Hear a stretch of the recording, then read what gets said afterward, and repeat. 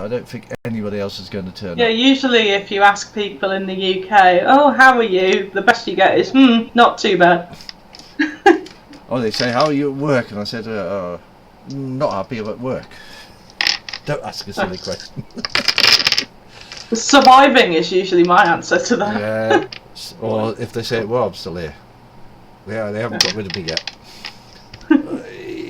Yes, I think yes, I left you in a nice conundrum last week, didn't I? I'm just flicking through my notes. Hang on. Oh, You were just being ping-ponged from location to location. Yeah. In a big way. And then we ended up at the burger bar, didn't we? Burger. Which I've never been to before, so... Right, I'll need the notes, because I've got to remember most of this. This is going to be fun. Oh yeah, I remember. It all started with something escaping into the edge. That's right, a bit of discussion. Yeah. Oh no, you started the meal, didn't you? After a meal with the Professor Curacao, which was an interesting meal, if I remember rightly. Where you got a position. Yeah. That's it. And they said don't bother with 101.23 anymore. Yeah, they've lost interest in that. Yeah, for some reason. All of a sudden they don't want him. Just left him there. And then we decided that we were going to get one of my students to forge us some 1940s papers for the inevitable time slip. Yeah, what was that? Bartosz, yes. That was right. And I think other things happened. You had I'll go through basic what I can remember. Yeah. You had the message on the wall, probability of factor 1 to 1, normality was it reached as you went outside there. Yeah.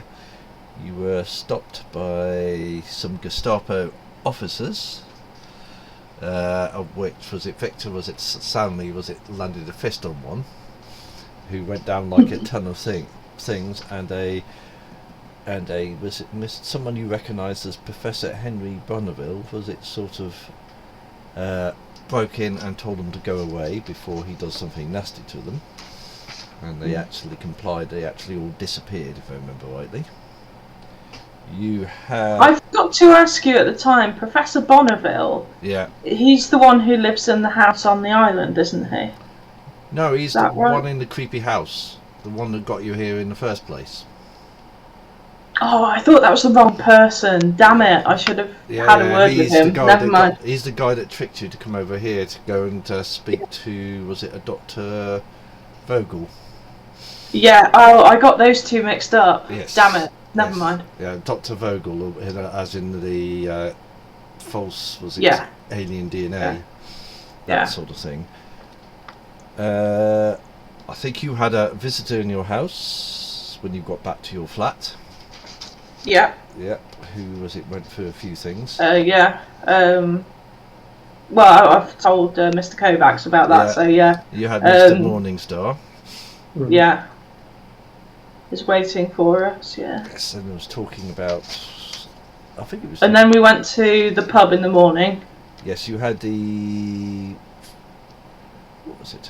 Can you beat me? Payment from Mr. Smith. That's it. Which turned out to be in Reich marks, if I remember rightly. Yeah. Yeah. Of which... and before that we went to the department and Mr. Kovacs met Ernest von Falkenhausen. Yes. Ernest von Falkenhausen, that's true. And you also, was it stashed all but 1,000, was it Reich marks in the... Yeah. In your little place at the usual way. Yeah. And you got the letter which you burnt, which said down payment to look the other way. Yeah. Sometime in the future, which you got rid of by burning it there. You had the telegram, which said watch out for that. There's the Humphreys about. Yeah. Oh yes. You were dragged down to the Peace Force headquarters again to talk to your hairy friend again, the foul-mouthed ape, which I think they decided you weren't going to do anything with and just walked off and left him there with the detectives. We gave the detectives the idea that they might want to return it to the genetics lab, though. Yes. Yeah. Oh, yes. And Mr. Kovacs pointed out there might be a reward for doing so we might have They might be brownie points with the, Oh, with yes. the Peace Yeah, Force. always want points with the police. Well, Peace Force especially. Oh, of course, yes. It was quite short in the end. I think it was 2 days, but then you bumped into a guy in a coat and an SS uniform who wandered off. Oh yeah, you woke up the next day and you got your monies. You found $400 in $10 notes. You left the house and you jumped somewhere else. I think Mr. Kovac stayed with yourself. And you found yourself outside the Bull and Bush. If I remember rightly. You had an interesting meeting with a gentleman in a car who tried to ask you about what was going on. Wasn't very communicative to yourselves. Oh yeah, he was in Argo and he was... Yeah, Men in Black, basically. Yeah, is he South American? Yeah, he Something looked like Latin. Yeah.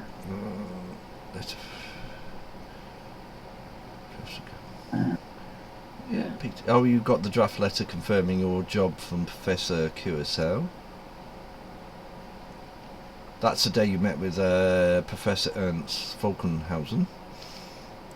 Well, you did a little research on the symbols you gained from before. The glyphs, you found they were from BCE 500 to 600. Yeah. You had...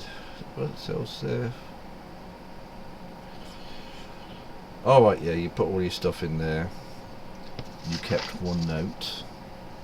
You did the 1945 thing with things. The glyphs on the slate... you had a bit of metal, didn't you? No, you didn't. Did you? No, you didn't. From the 3000 BCE, was it first dynasty Egyptian? You talked to Viktor about the reality engine and the first jump to the 1,000-year Reich. Yeah. What's it? The Sunday. That right. You had messages from Mr. Smith. You go to the archaeology thing again. On the way, I think you had more. You went to a cafe, I think. Sort of losing my way, and you talked. Oh, we were bumped into by a policeman. Yeah, and a PC Grant. Yeah. He was asking you about. What was he asking about? He was asking us about an Argo. Yeah, he was asking about the Men in Black. After you met those, I think my notes are slightly askew there. Do that. You had another telegram. And we thought we'd met the Humphreys and the Hordens, but we weren't sure which was which. Yeah. And you were after Grant. You were sitting at the restaurant, generally figuring out what you were going to do next. And the wave came across you. I've got these wrong way round, that's why. It's the 9th. I've got those wrong way round. Yeah, you came. Yeah, and you sit in the restaurant. You came. The wave came over you, and you found yourself standing outside Burger, which you don't know where it is. suppose you've never been there, but it is definitely on. It is definitely still on Alma Java because the people are still wearing there. You had in your hand a picture of a red-eyed, red-haired girl, and you're basically sitting there at the moment wondering what's going on. You're not right. How old is the girl in the picture, roughly? 16, 17. Okay. Yeah, and it's and that's where you are. Completely mystified, wondering where the hell you are. Are we like in the middle of the road, or are we like on the sidewalk? You're in front of the actual bar, in front of it itself, by the door, as if you were going in. Oh, okay. Okay. Yeah. And go on. Can I try and identify what part of the city we're in? If you wander up and down, you think you're in near the Plaza of Flowers. Oh, okay. If you go one way... that's not too bad then. No.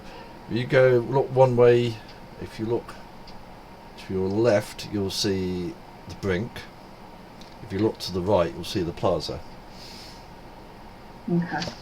So... I mean, it's not the nicest neighbourhood, but it's not one of the ones you're going to get stabbed either. So. No. It's the more the hippie artist area sort of thing. This is where a while ago you went with Bertot hunting books. A while ago. I think it was the year before, which was about a few weeks ago. And Burger is it's actually I'll say a burger bar. It also seems to be a dance club too. Burger Dance Club. Yeah. That's fun. I was just looking at it. Do you know who the lady in the picture is? No. What? Are you going to look at it? I guess I'll look at it. Do either of us know? Yeah. Do you turn it over or anything? Is there anything written on the back, or? I'll write you what it says on the back.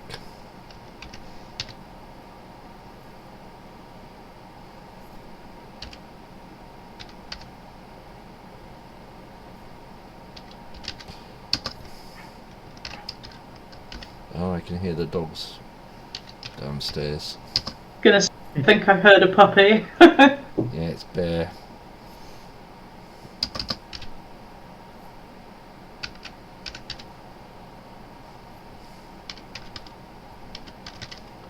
And that's written on the back.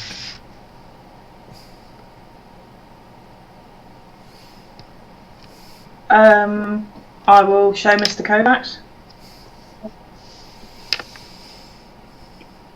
Well, this has to be the oddest business card I think I've ever seen.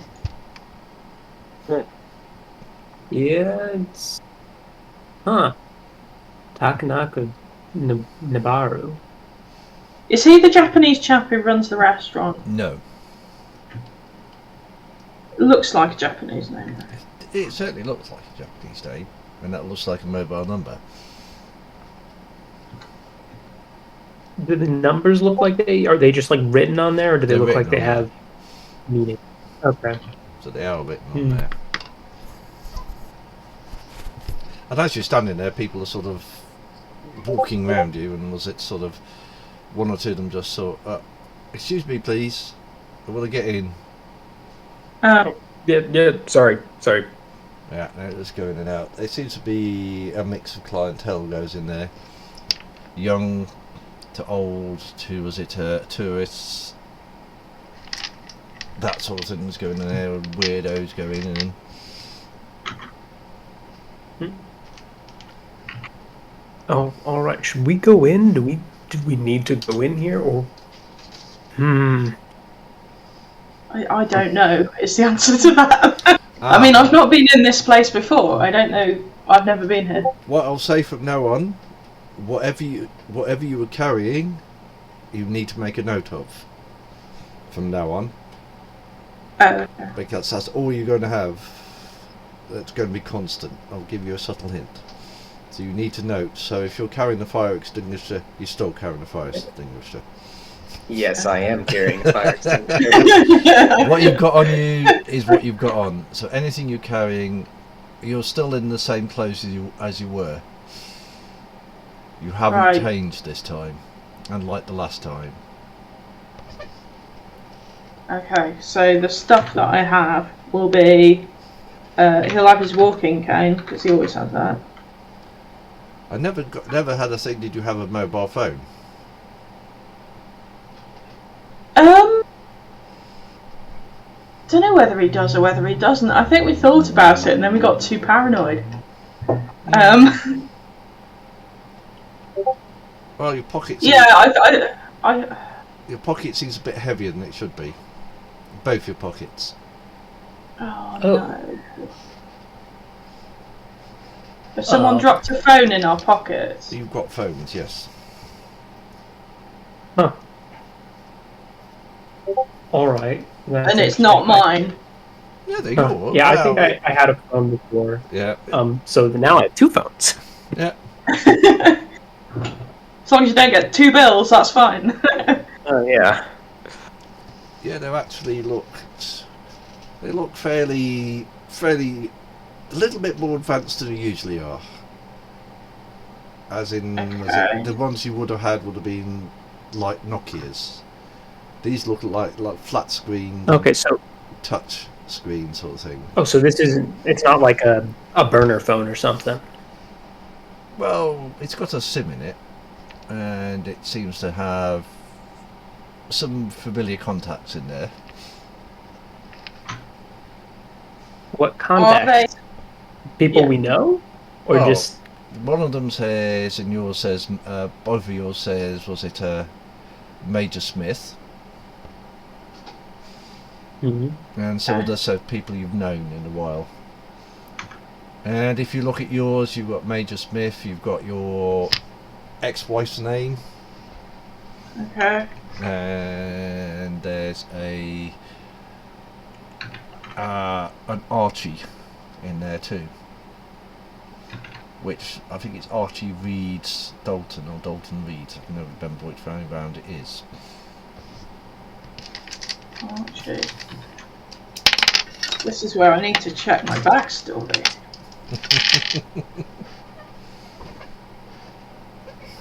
Because I've created people and then I've forgotten who they are.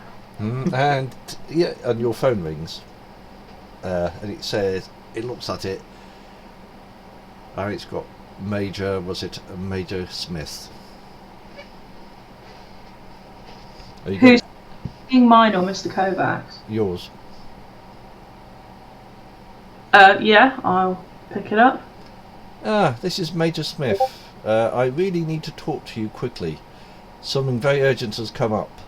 So stop what you're doing and meet me at the old Bull and Bush in an hour's time, where I'll explain more of what is going on. Oh, Professor Dalton, please bring your companions with you. You may need help. And then it clips off. Okay. What'd they say? It was Major Smith. He would like to meet us at the Bull and Bush pub again. No, he said the old Bull and Bush. The what? The old Bull and Bush. Yeah. Mhm. So that's the pub. And he said to bring you with me. I might text Bartosz as well and tell him to meet us there. He said companions plural, so you might mean him as well. All right. When do we need to be there? Yesterday, from the sounds of it. Okay, so it's urgent. I think so, yeah. Well, man, don't even know why we're here. Now we have to go all the way back. We were literally just there. Yeah. I know. We don't even have our bikes nearby, do we? Because we teleported. No. Where did we leave our bikes? You left them outside the old Bull and Bush. The bullet bush. We teleported to the bullet bush from Dalton's house, so they would still be at Dalton's. Yeah, they would be. Nuts.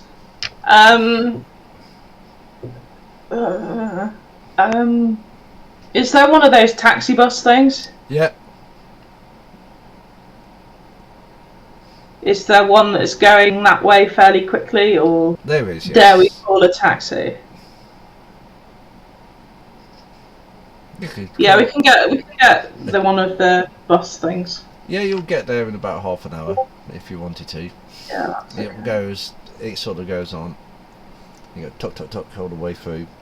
And as you're going through the city, make a 3d6 roll. Just as you're casually watching what's going on.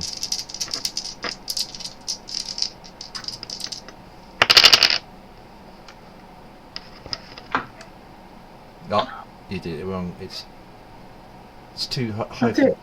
That's it. Exclamation. Yeah. Bloody. Yeah. Oh no. Too much. Roll 20. Oh, that was good. That was a classic Becky roll. It's ones and six. Yeah. Well, I see everything or nothing. As you casually sort of watch around there, you notice that things seem to be signs of places. There's extra U's in words like colour. And when you're watching people get off the bus, they don't produce, dollar notes, they produce, very brightly coloured notes. Like the funny money we were given earlier, Very reminiscent of the euro. Franc mark.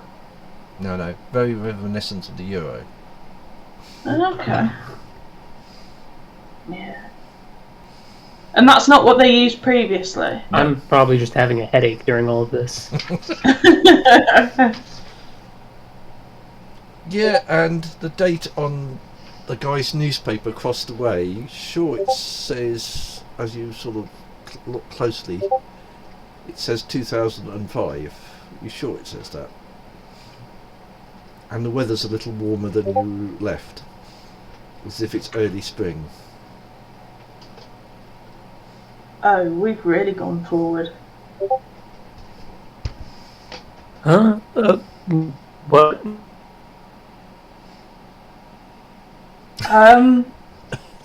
What year were we in previously? New year of 2001. You just finished the year 2000. Oh gosh, okay. I don't wish to alarm you, however, I think we've gone forward in time 4 years.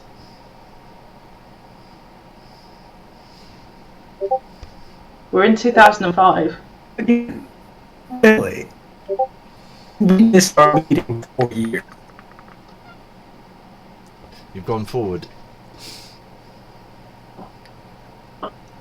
Yeah, your journey goes all the way to the end, and you come to pay. How are you paying? Okay. I'm going to assume I have a bank card. They don't only accept cash.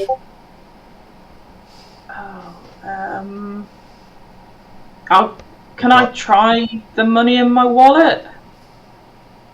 Which one? You emptied all that wallet. You removed all that money, and all you got in the wallet is $1.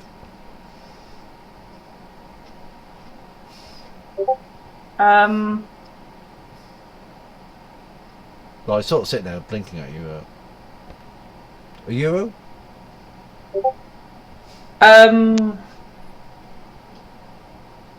Would I have spare change in my wallet? No euros. I will try giving him Yeah, the we have dollars equivalent. and we have German currency. Looks like it. Hmm. Well, I don't usually take dollars. You got $2.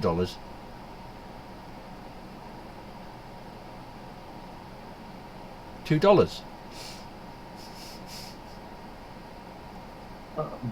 Give me $2 each. I'll hand the $10 bill I have since we got 410s and give him that and ask if is this okay for the both of us? Yep, that'll do nicely, sir. It sort of disappears. He's not going to argue. Oh, thank you very much. And you get a... Was it... Just need to do something quickly. So what money would I have had in my wallet? Would it have just been Almajaran It would have old been money? dollars. It would have been dollars and cents. Oh right. Oh, I if- misunderstood. I Yeah, it'd thought be dollars I and had cents. You didn't keep the right Okay. mark. Any other money No. you might have in there is a pounds or Marks, pounds but- or sterling. Right. Okay. It's alright. I got confused. I thought that I had the wrong money in my wallet. No, you left that. You left all of that. There's only I know who's Yeah. carrying the 1,000 white mark note. It's not you. Right. Yeah. Oh no. What I thought had happened was that the money in Almajara, whatever their money had been changed into euros, and that we hadn't got it, sort of thing. You haven't got it. Yours are still dollars in. I said everything on you is there, and you've still got dollars. Okay. So, yeah. No. And as you get off there, there's Confusing thing. Did we? Go on. Well, no. You can continue first. Telegram from Mr. Kovac. Telegram from Mr. Kovac. Yes. Telegraph boy, you know, the one you've seen in 1930 costume. Ah, Mr. Kovac, telegram. And hands you a bit of paper. Do you want this in your on the main timeline or in your own? First. Wait, what did he say? Do you want this in your? I'll put it in your timeline. All right. It's the private chat rather than the one that we can all see. Oh, okay. It's just in case it's Go on. Yeah, you can do that. I thought it was the Telegram boy asking if I wanted it. No. Sorry. It's in there now. It's. Oh, why is it not? Oh, wait a minute. I forgot it. It's one of these odd things. That's it. All right. Thank you.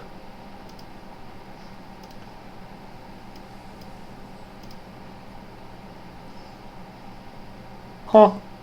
Okay. No, sorry, Andy. I'm not adjusting to this time thing very well. No. It's quite.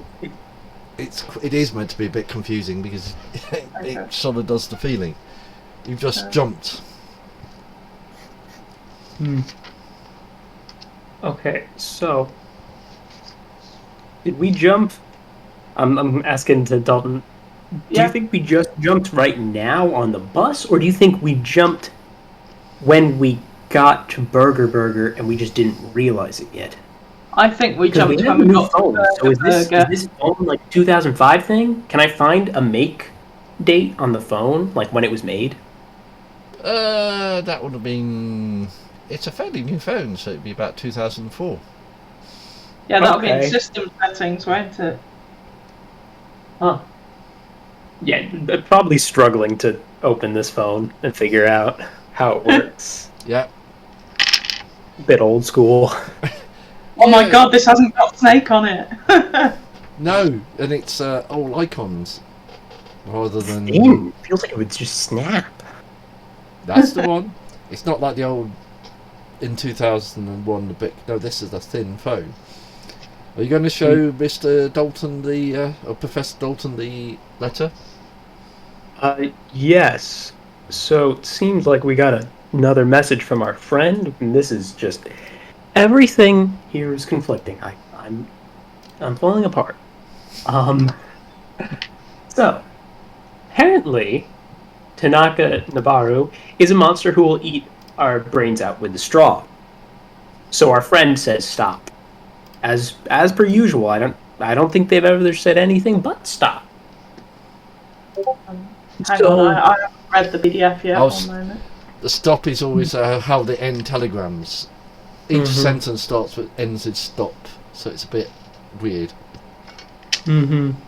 And it's actually the way they actually do it. They do it on a ticker tape, and this is actually done on a ticker tape that's actually stuck to the paper. So it actually is a real McCoy telegram as you would have got New York or something like that.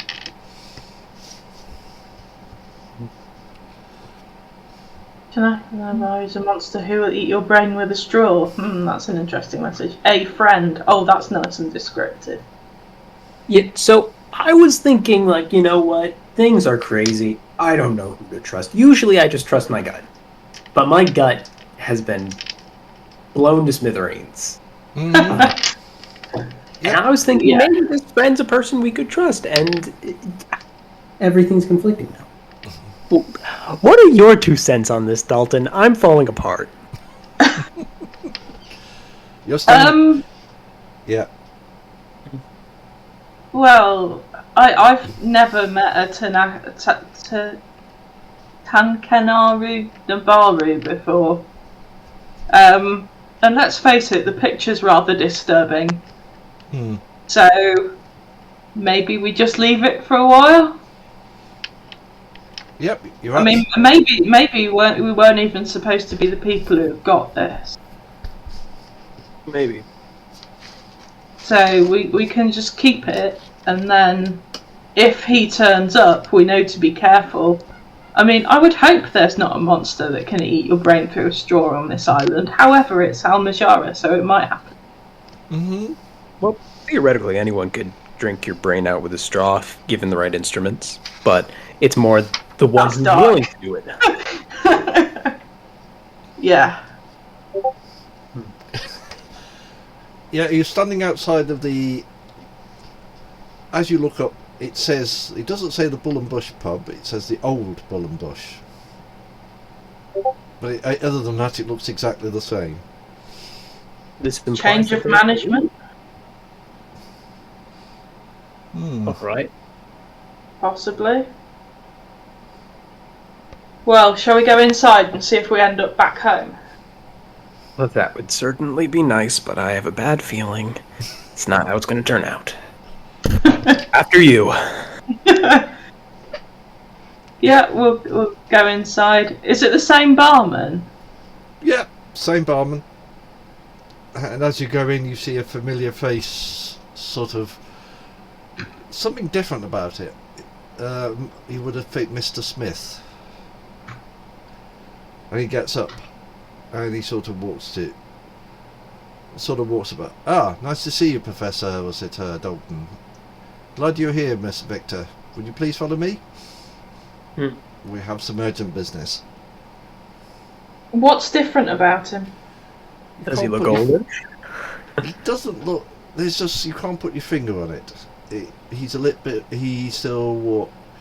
A little bit more prim and proper. Walks a little more straighter. Almost with a military sort of bearing. Basically sits down, asks you to sit down. There's some drinks waiting there for you. In your case, there's a Coke. In yours, Professor, you pour a little whiskey with water in it. I've got you some drinks. We need to get down to business because things have changed since we last talked. Can I ask you a quick question? Yeah. Mr. Smith? Mr. Smith, please. I haven't been a mister in a long time, Professor, as you should well know. My apologies. We've been having a bit of an interesting day. So, would you indulge me? Where was the place where we met when Bartosz was with me? We had a drink. At what point? Which meeting? I'm talking about the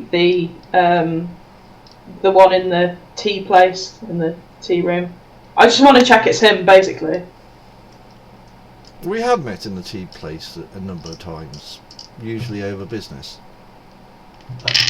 Oh, yeah, that's all.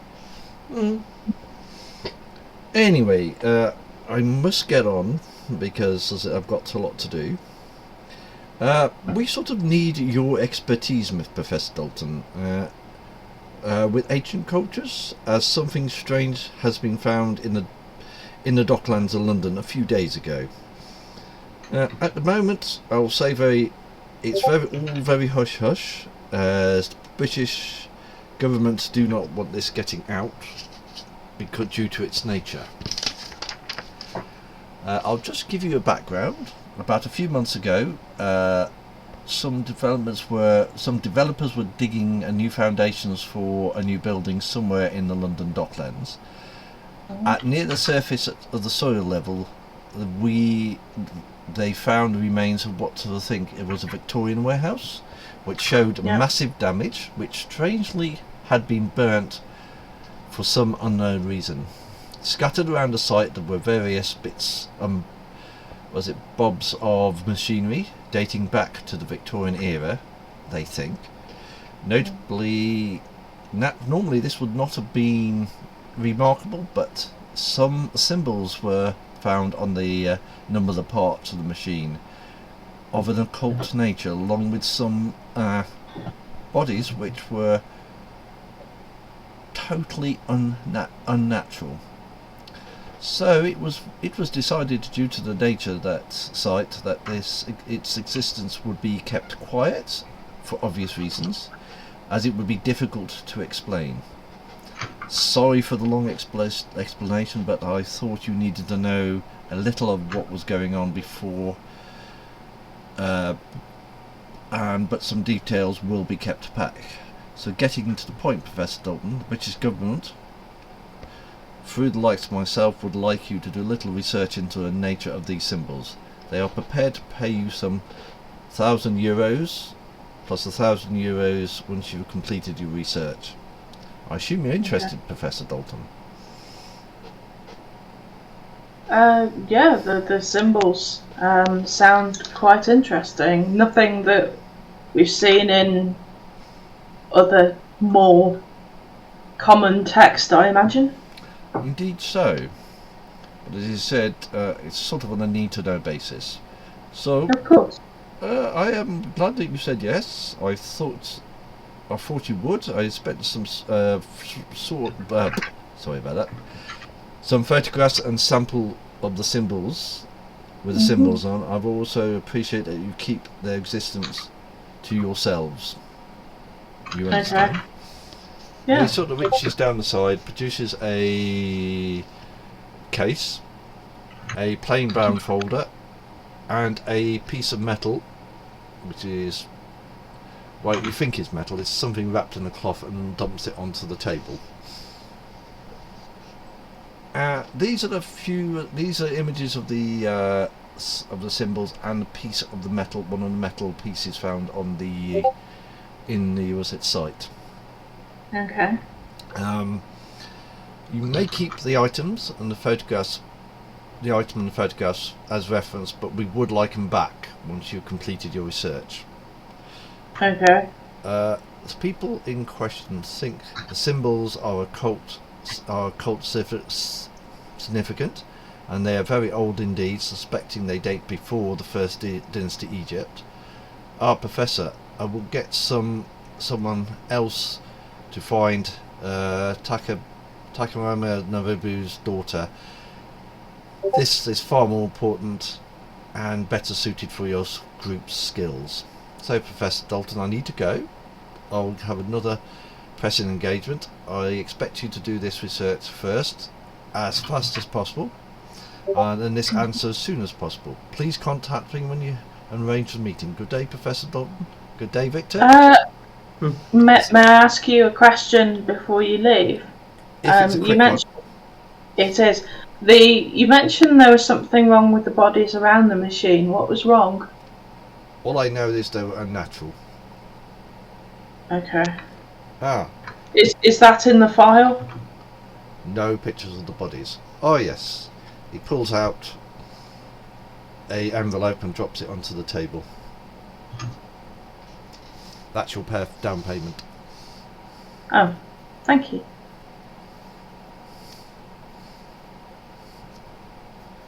Yep, and he says goodbye. Goodbye. And he walks out.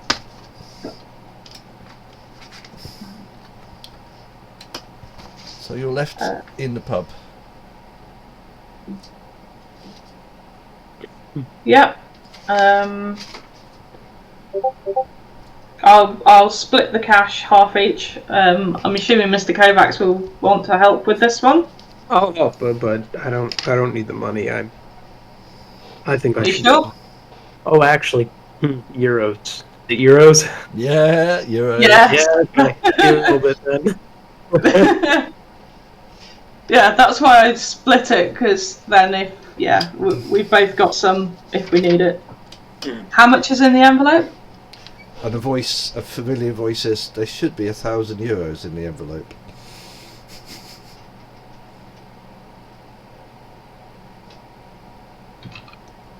And there seems to be someone sitting at your table who's very familiar.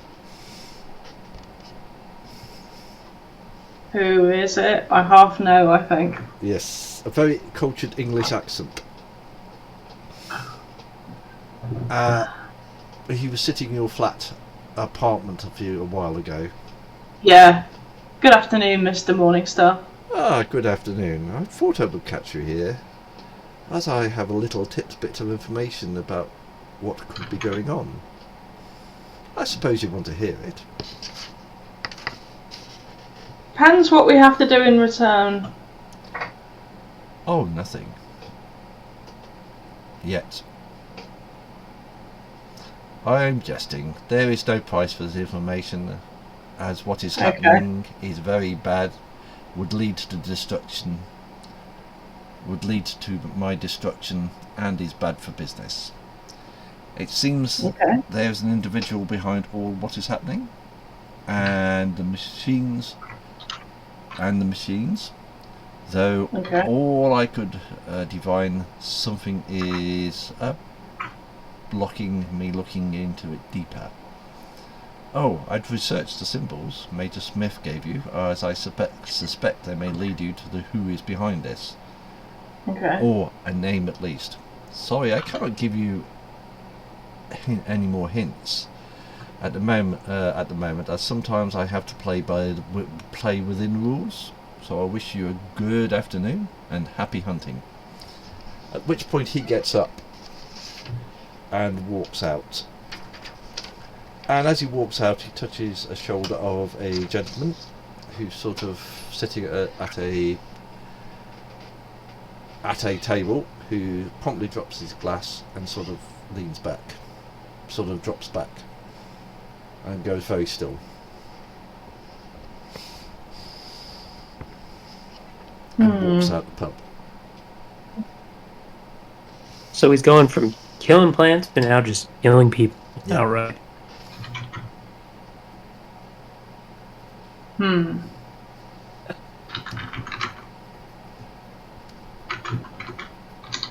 Yep. Right. What are you going to do? Well, everyone's in rush now. Professor Dalton will give Mr. Kovacs half the money in the envelope. Yeah. So we got half each, just in case. So you got €500 each. Yeah. Okie dokie. Are you going to leave the pub, or are you going to stay in the pub? Considering there's a dead body there. But I mean, leaving straight away looks really suspicious. Yeah, they seem to be ignoring it at the moment. I think. What do you reckon, Mr. Kovacs? Let's take a moment. Yeah. I assume we've got like a beer or something so that we can look casual. I think that's probably the best way to go forward. Yeah, because if somebody has expired and then we're the first ones out the pub, it looks dodgy. So, we came here 2005 out of the blue, and we were looking for Tanaka Nabaru. Or, well, Tanaka Nabaru's daughter. I wonder if that's who the picture is of. Yeah, I would think so. It is of a girl, yes. Mm-hmm. But now that's not of importance. And seems Well, like... okay. We could just keep an eye out for her. If we see her, we see her. If we don't, we don't. Are you going to have a look at the photographs? Maybe Not in a pub. No? It is confidential. Mm-hmm. So Yeah, leafing through confidential files in a pub is generally not a good idea. Yep. You won't be the first in Armajara. You won't be the last. No. Yeah. Did you say the girl in the photograph had red eyes? Yeah, red eyes and red hair. As in the irises are red. Like glowing demon red or just No, red? red as in they are almost Like albino? no, more like scarlet red, as if they like cybernetic red sort of thing. Oh, okay. If you look closely, they seem to look like it does look like an iris in a camera, as in it's made of plates. Oh, right, okay. So, we're after a lot of things.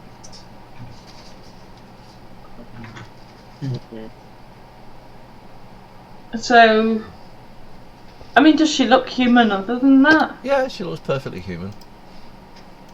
I mean, it could be a highly advanced form of vision correction.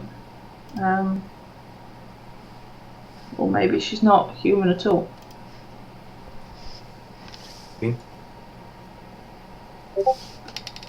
As you'll I probably... mean, in theory, you could Go on. substitute an eye for a camera. I mean, if you could do the right connection with the optic nerve, it could work in theory.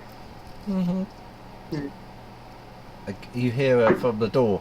Telegram for Professor Dalton. Telegram for Professor Dalton. Yeah. The same as it telegraph boy wanders up. Ah, Professor Dalton, there's a telegram for you. Thank you very much, sir. Sort of. You do some miles, don't you? Yes, sir. Comes with the job, sir. He says it's Indeed. How do you get from one place to another so quickly? I walk and run. Oh. I'm very fast, sir. Oh. He says, "Goodbye, Yes. sir," and he sort of scuttles out of the room. Yeah.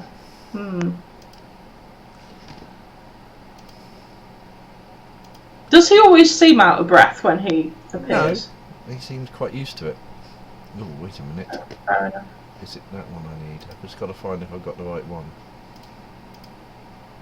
Oh, I have, good. Right, I'll put that in yours so you can read that. Okay. Again, a typical 1930s sort of...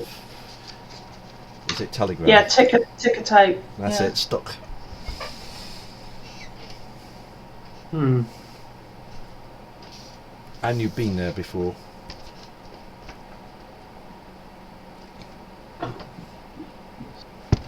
With Bartok, if I remember rightly.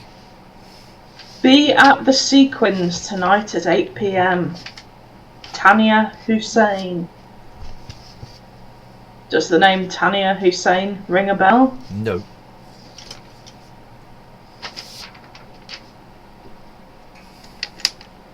Remind me, what is the Sequins?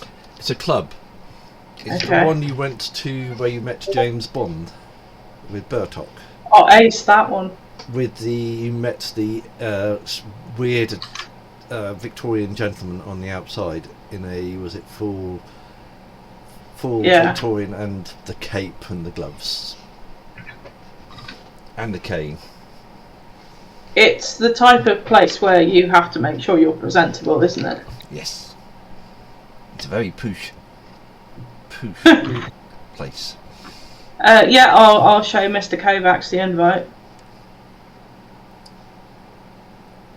Oh.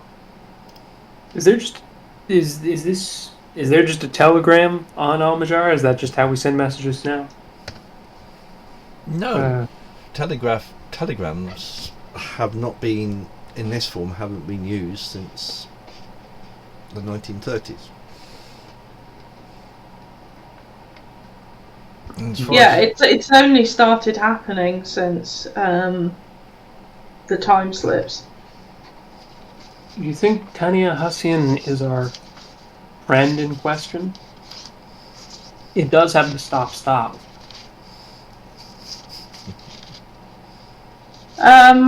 But all telegrams have that. It's when the typist stops typing, I think. Because they actually used to type them out on an old typewriter thingy. I think it was actually because they used to do them in on the tape was just like a long roll, like really, really thin wallpaper. And then when it said stop, that was when they had to cut it between messages. Oh, okay.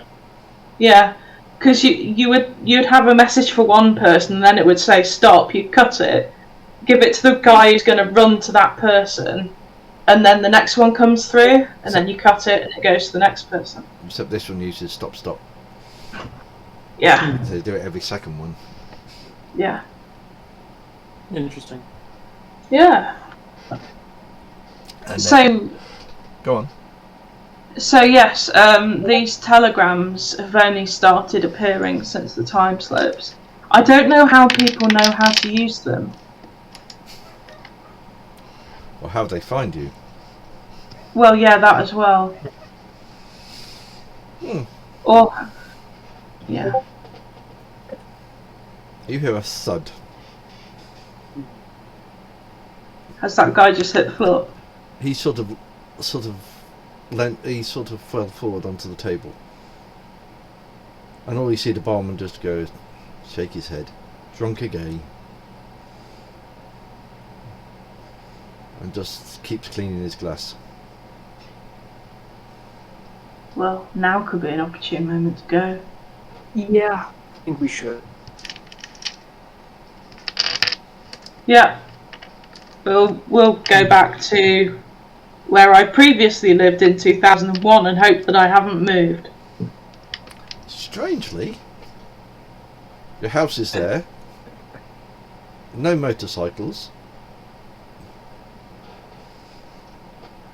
Right. And your key works in the front door. Well, this is promising.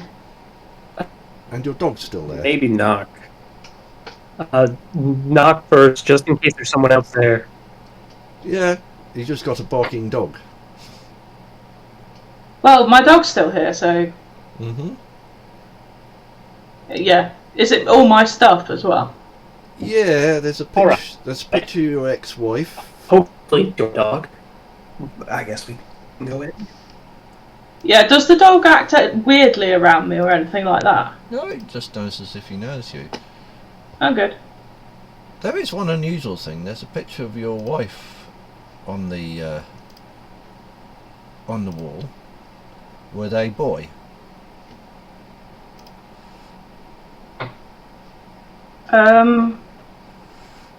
One... There's never a picture of her anywhere. There is. On your wall, there is a picture of her there. There wasn't previously. No. And two, I have no idea who that boy is. Mm-hmm. He looks... Wait, He what's looks... the picture? Professor with a woman and a boy. Professor? As in... You never told me. Well, I came over to Almajara to get away from my ex-wife, amongst other things. It just all... I need a drink. And he just, like, goes towards the... I can't look at that there. drinks cupboard. Yeah, it's in there. That's your favourite drinking tipple in there. I'm gonna check my apartment for like any sign of like one female stuff or 2 kids stuff. Is there anything there? No. Other, if you look through your diary, you've got your it says wife, and it's got your wife's number. It's got that name again, which I forgot. Was it Alistair? I forgot what it was. It's got his name in there.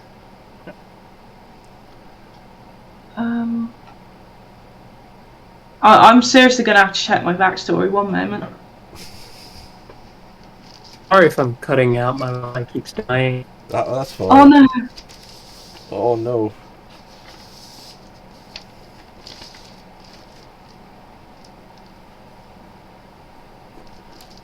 Yep. You've also got Mr. Kovac's number in the book.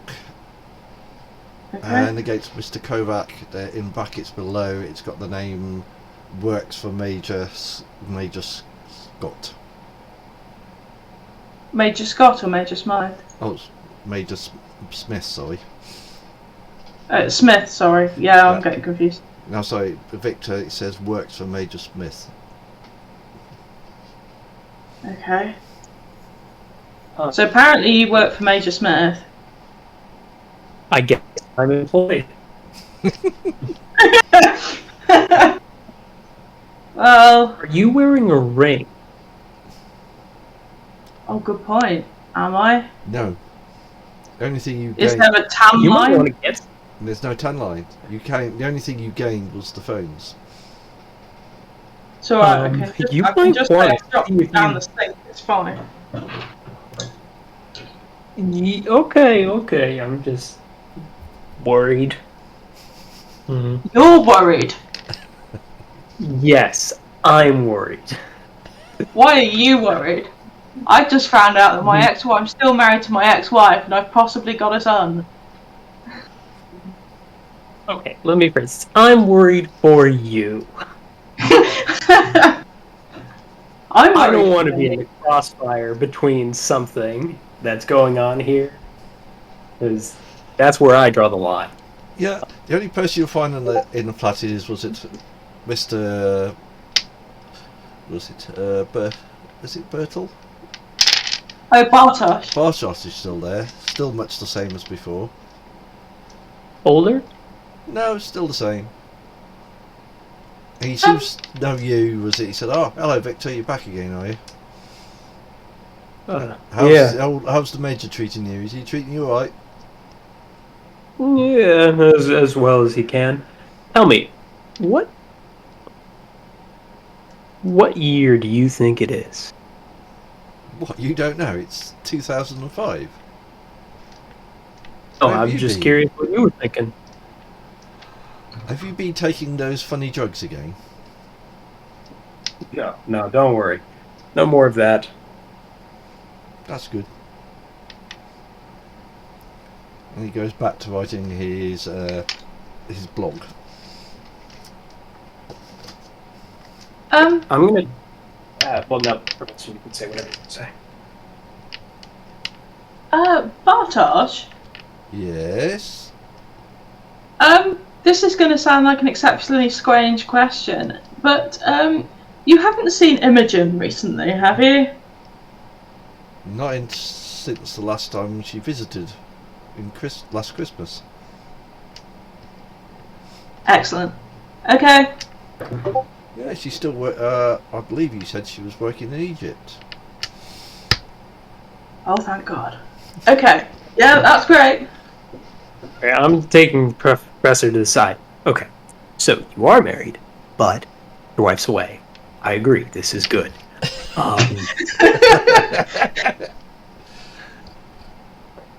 Do you think we should confide in Bartov? Bartosz? Everyone, Bartosz. It's Bart with OSH on the end. Bartosz. Do you think we should confide in him? Because it wouldn't be a bad idea to get some information about what's happening in 2005. Because supposedly, with this, we've jumped forward 4 years. Professor Dalton will have sort of dragged you into the main room away from Bartosz at this point. Okay, yeah. So we've jumped 4 years in the future, but supposedly we've lived through these 4 years. You're back with your wife and you have a child. And How old is the I'm child? working for Smith. About 18. I don't have an 18-year-old. I definitely don't have an 18-year-old. Okay, so if it's 18, then we've also dimension jumped in some way, it seems. Different timeline, different everything. You might have never even broken up with your wife. Oh, that's terrifying. Bartosz sort of appears and says, I'm going out. I've got a magazine to write. A magazine? Yeah, my blog. Oh, yeah, of course. How's your magazine going? It's going alright. Good. Anyway, I've got to go and find some more material. Someone said a UFO landed. Have fun. Yeah, it'd just probably be just some more boring aliens. And he sort of disappears out of the house. Bang. Right, that was exceptionally good timing. No, we're not telling Bartosz because, as he's just said, he's a conspiracy nut. You tell him any of this, it'll be on the front page of his blog before you can say knife. Okay. Or alien abduction. Alright. Is there anyone you can think of we could maybe talk to? Because I was thinking Lucifer, and then Mr. Morningstar, and then he killed a man right in front of us. I mean, but we don't know what that man did. True, and we don't technically know if that man was dead. But... However, yes, judging by what happened to the houseplant. Yeah. Mm-hmm. And you still got the photographs. Oh, yeah. Yeah, forgot about those. Mm. Are there any windows, are there any, not open, open windows or just windows without covers on them? You can pull blinds down if you wanted to. I'm going to go around, pull blinds on everything. Because last time we were being watched and listened to by that guy in the limo. So, Inago. I mean, do you have spy stuff? I mean, you could check the whole flat for... He doesn't. Listening devices. I mean, yeah, but he would know where to look, surely. Yeah, I have some, from being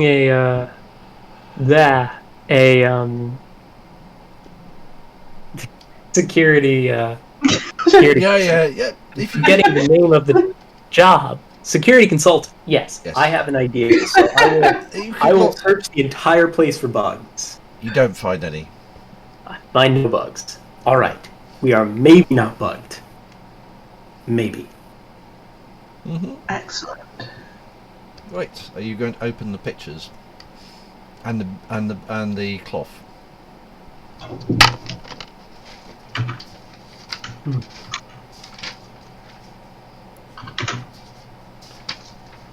Oh, where are you? I've lost it now. Right. Are you going to do it on your front table?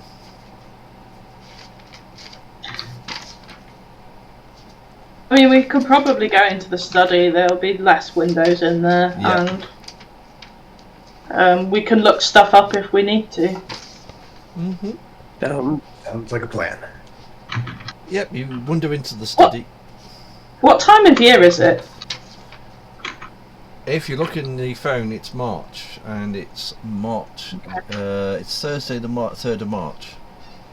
Okay. Hence why it was warmer than when you left. It was January. Okay. Aha, got it. Thursday, the 3rd of March. Yep.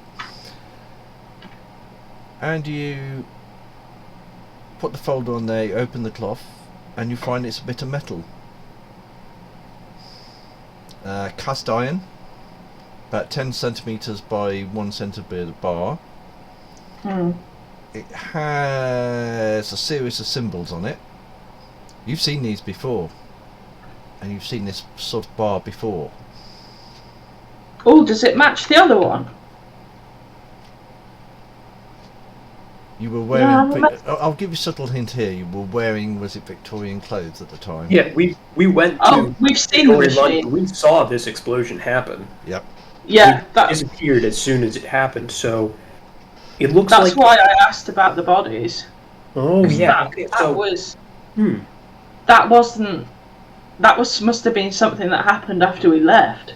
Okay, but this is good. That means that most likely that reality and this current reality that we're in are the same. Hopefully, that's a bit of a jump, but they're theoretically on the same timeline. Yeah.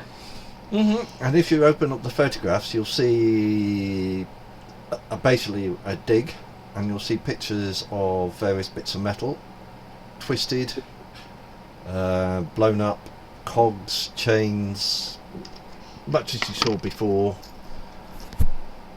bits of wood, and again some of them are actually covered with the same symbols. If you remember right, you have a bit of paper, don't you, with the symbols on?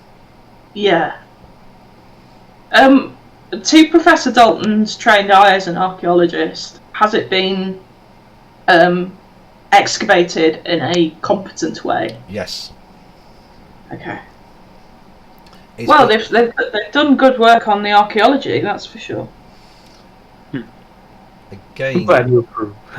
I think you found some pieces in the archaeology thing in the lockup, didn't you? Which had very similar symbols, which dated back to 3 to 600 BCE.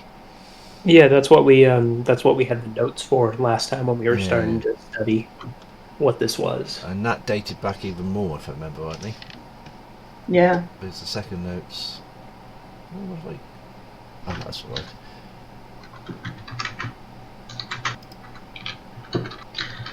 Right. If we're going to start investigating these symbols and stuff, we're going to need somewhere more secure than this to do it, and we're going to need somewhere more secure than this to keep the notes. Didn't Mr. Morningstar said that he had it translated, though?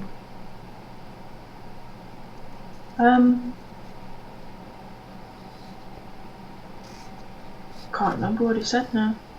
Didn't He said there was something blocking him from looking into it further. Oh, okay.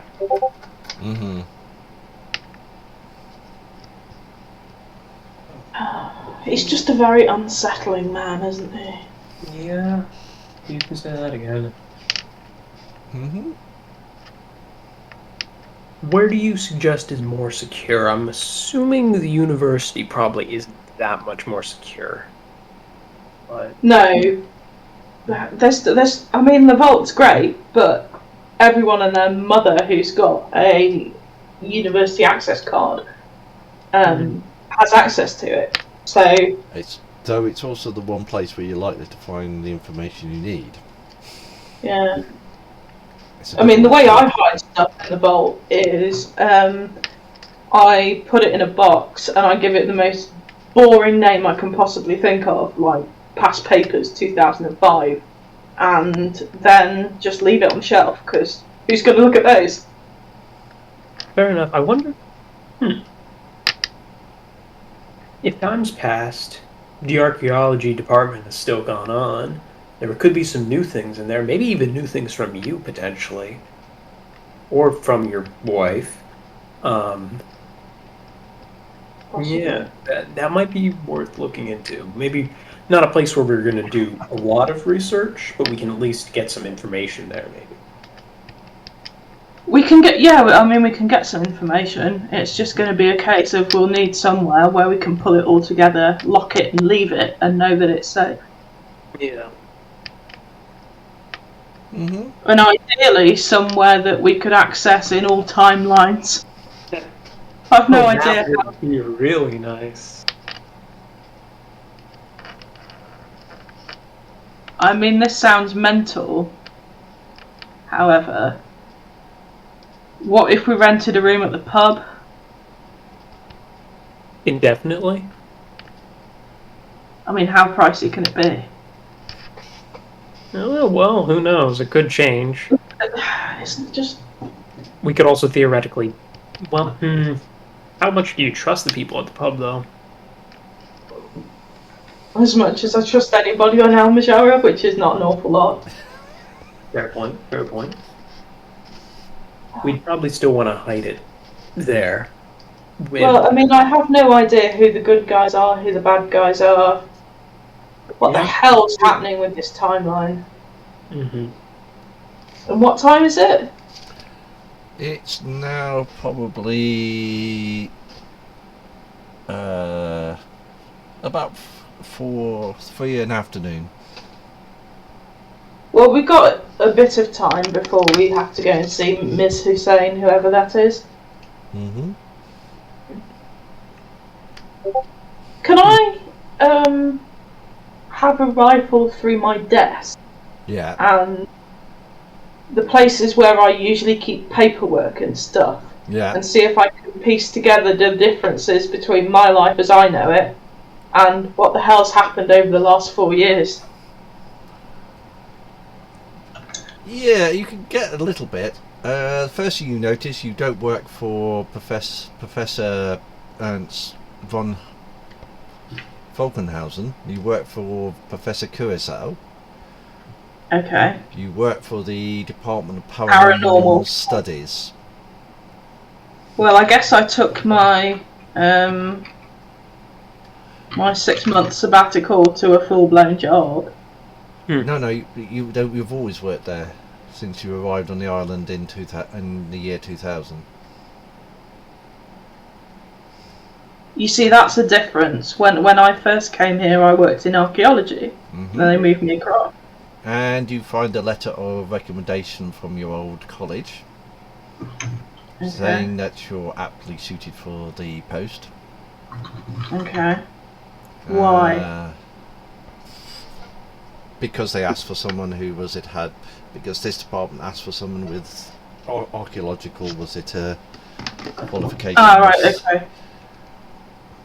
And someone who has, it says, slightly off the wall views,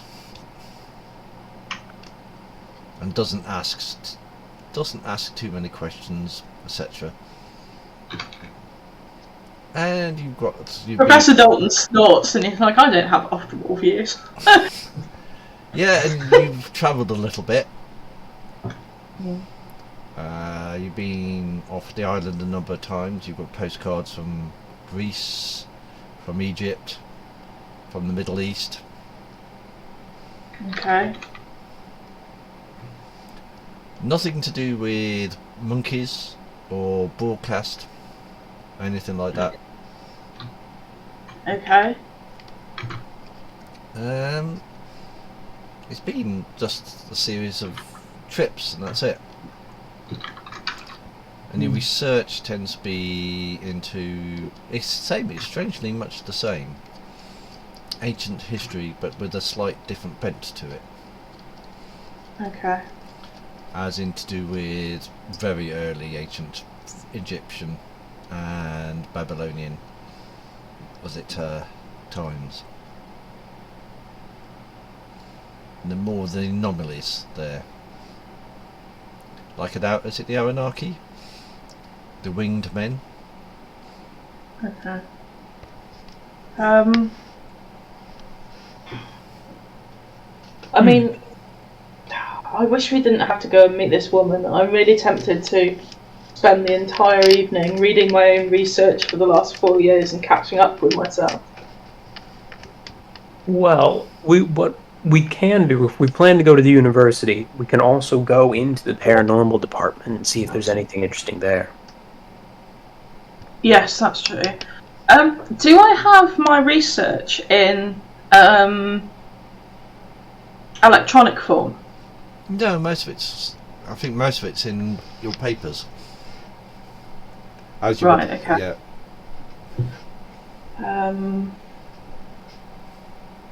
I mean, what I'm thinking is if at some point we end up going back to our own time, then I can cheat sheet my my research for the next 4 years.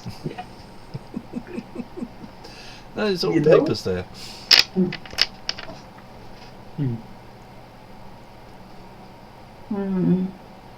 Interesting. I'm just going to do a general search of the house for anything that's a little weird or off. Like, I did the bug search. I was looking specifically for that, but I'm just going to give the house a good walkthrough. It looks fairly normal. If anything, the only weird room would be probably Bartosz's room, of which it'll be full of posters, conspiracy theories, aliens, even pictures of aliens, short ones in coats, and tall ones, and a tall alien. And the usual thing that you got pictures of Giorgio, as in he's a guy on TV. Usual as alien things, lots of videos to do with UFO sightings, but other than that, the house looks fairly normal. Alright. As if a normal professor would be. Okay. If anything, was it with the house, it seems to be the professor's house. There isn't anything you'd think that he had guests. One of his cupboards is actually left empty and it has a faint smell of perfume, but that's the only thing that's there. Wow. That's in his own bedroom, and that's just one cupboard. I want to look at that one. You said you wanted a full look in the house. You said you wanted a full look at it. Well, yeah. Can I look in that specific drawer? Or Your cupboard, yeah, it's basically left empty. oh. But it has a faint smell of perfume.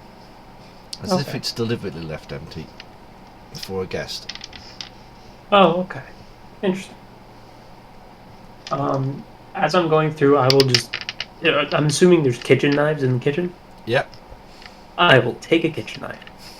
Yep, make a note. Alright. Preferably the largest one. Well... Yeah, it'll be a big... They're usually 10 inches, aren't they? There's even a cleaver if you wanted a cleaver. Like a full-on, butcher knife? No, as in a meat cleaver. Oh, meat... Famous Chinese like using as weapons. Oh, yeah. Nice. No, I will take the meat cleaver, actually. Yeah. Yep. That sounds far better for my purposes. Oh yeah, it's a definite chopping weapon. Mm-hmm. Yeah, it has a bit of weight to it. Yeah. Hey, you don't mind me taking this, do you? With this not really being a... Well, it's not our main reality, so can I have this? I mean, yeah, this isn't even my house. Okay. Alright. I Are pocket it. I have very large pockets. Yep. And, yeah. Are you going to the university? Yes, that sounds like a good idea. We can have a route through the archives quickly. Yep.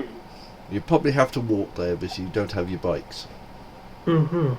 That's odd, because... if I have a look round, is there a bowl with some keys in or anything? Yep, there's a bowl with a key in. Is it my front door key? No, it's got a key with a... It looks like a car key. I think I might have upgraded. Okay. Well, hey, if you have a wife and child, you might need to see more than one. So... Possibly. Right, let's go and see if we can find the car. Alright, you can probably just press one of the buttons and it should beep, right? Something like that? Yeah, it could do. Yeah, that's my plan. Yeah. Just go outside and start pointing at various cars and clicking the button. And a BMW goes, sort of open top roadster, sort of goes blink and beep. No, that's not a midlife crisis car at all, is it? Yeah, and you start wandering towards the car as a big Russian car slowly, as it sort of pulls up behind it. You'll recognise it, Professor Dalton. You've seen this big car before. It contains 2 Russians. Okay. And the doors open and a big fuck off Russian gets out, which is a small, was it wily one in a crumpled suit. But they don't seem to look at you, they seem to be looking at Viktor. And the little Russian says, in a very heavy Russian, "Ah, Mr. Kovac, nice to see you. The boss is, how you say, a little upset with you." Well, don't want to upset the boss. No. So, we have to ask you some questions, and if we don't like the answer, things could get ugly. Well, big friend here likes chopping people up in small pieces. And he pulls out a big knife with his knife. Is it bigger than my knife? Oh yes. God damn it! Yep. I feel Now, inferior. Mr. Kovac, where's the dinosaur? Hey, I'm an open book. I'll let you know anything I can. Where's the T-Rex? You know the little toy T-Rex you were supposed to give us? Oh yes. I think I know where that is. So yeah. why haven't we got it? Yeah. Sorry, I've had quite a few busy days, but I can get that to you very soon. Actually, I was just on my way to where I believe it should be. Okay. You've got. So if you do you want a place where I can hand it off to you? No, when you've got it, just give us a call. All You right. know the number. Do I have a number for Russians in my phone? No. Could you just give it again? I don't want to make a mistake. I really don't want to annoy the boss. This was just a mistake on my part. Didn't Okay. want to. It gives you a card with a number on it. You've got 24 hours, or my friend there will cut you into teeny little bits. Not a problem. Don't worry about it. They sort of go and he sort of taps you on the chin, on the side of the face. Good boy, Mister, was it Kovac? Good boy. And then he wanders off. Go back in the car. Yep, and the car slowly drives off again. I don't know who those people are, but I hate them. Mr. I was okay with them, and then they did the good boy thing, and I feel talked down to. I have an inferior knife. No. And Do you know where that toy T-Rex is? I do actually. Is there any importance behind it? Yeah. What importance?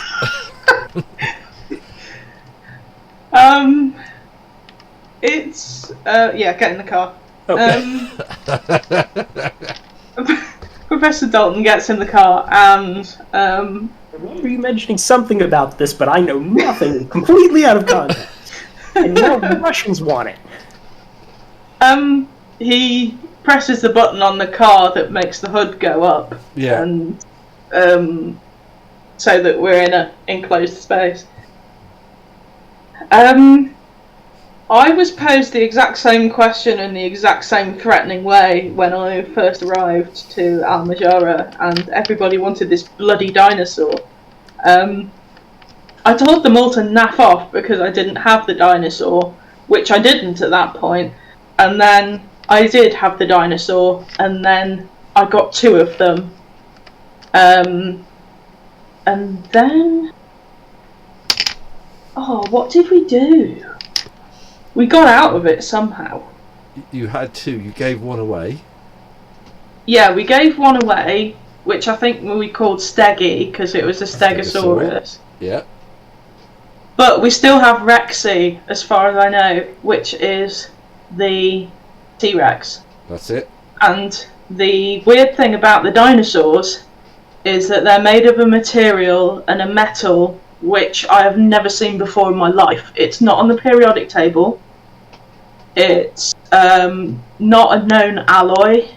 It is very, very strong, incredibly so.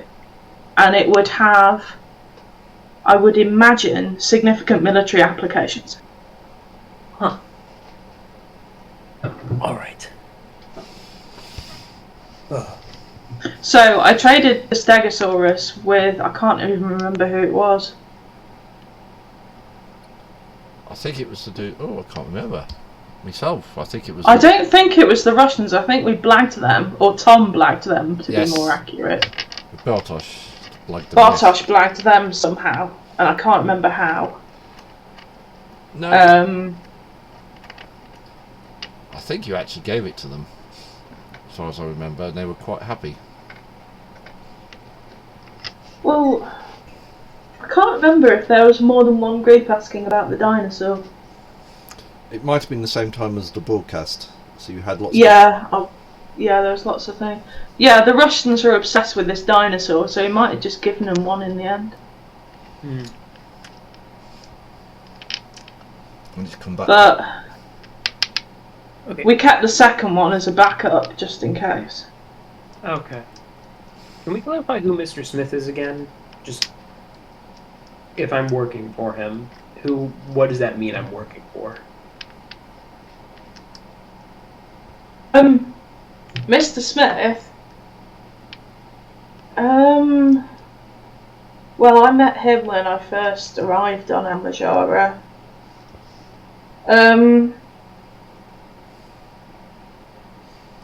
I'm not entirely sure who he works for. He'll say like, "Oh, I'm British intelligence," but no one tells you the truth on this island. However, he seems to be helpful, and he's provided me with interesting jobs on the side on a number of occasions. He always pays up, and he's a perfectly reasonable man. All right. I'm just hoping I'm not betraying him in some way to the Russians. 'Cause I clearly have some sort of arrangement with them as well.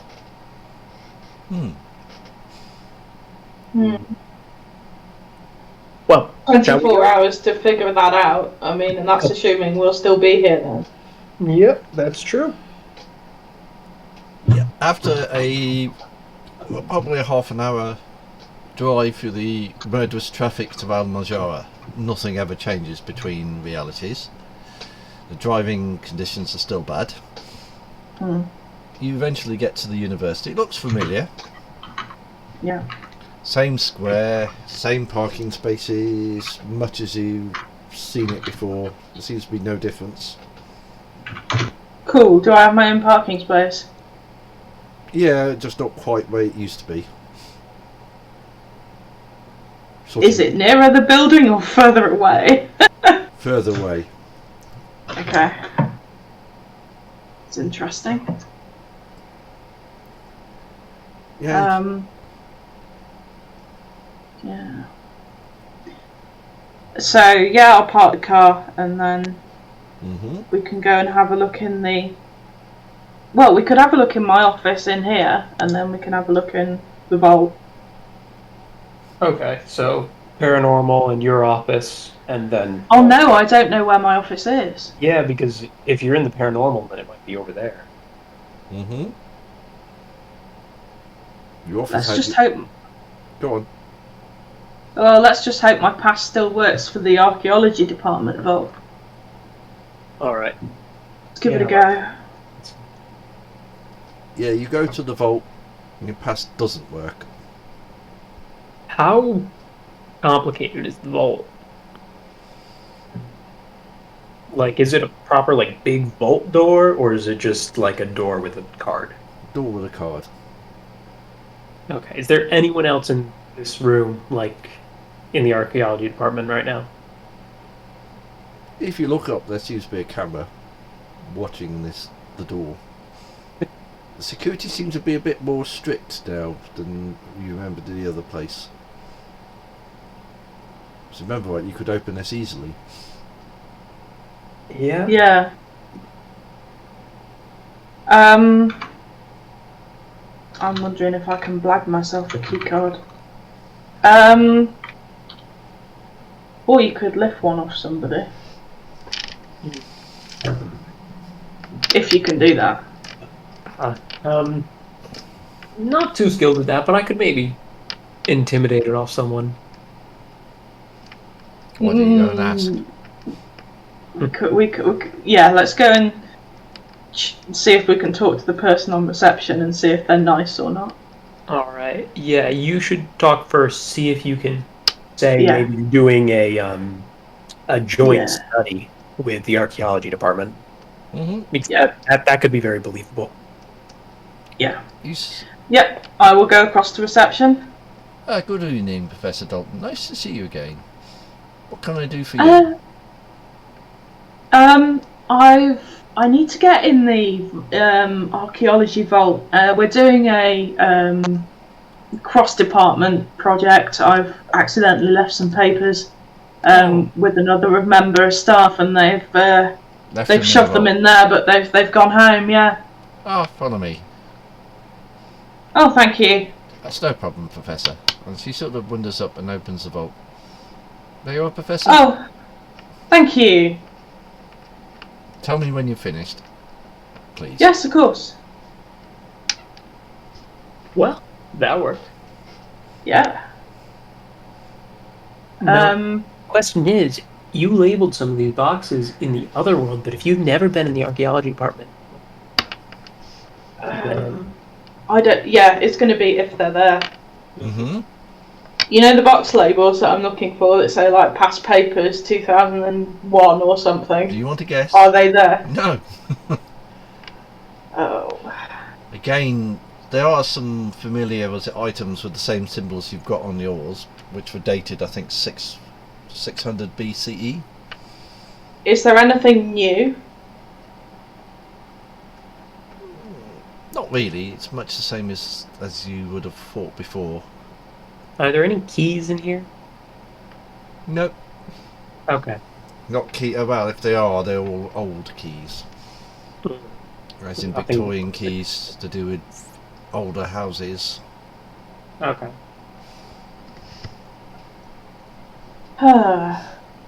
Well, And some unfortunate. Go on.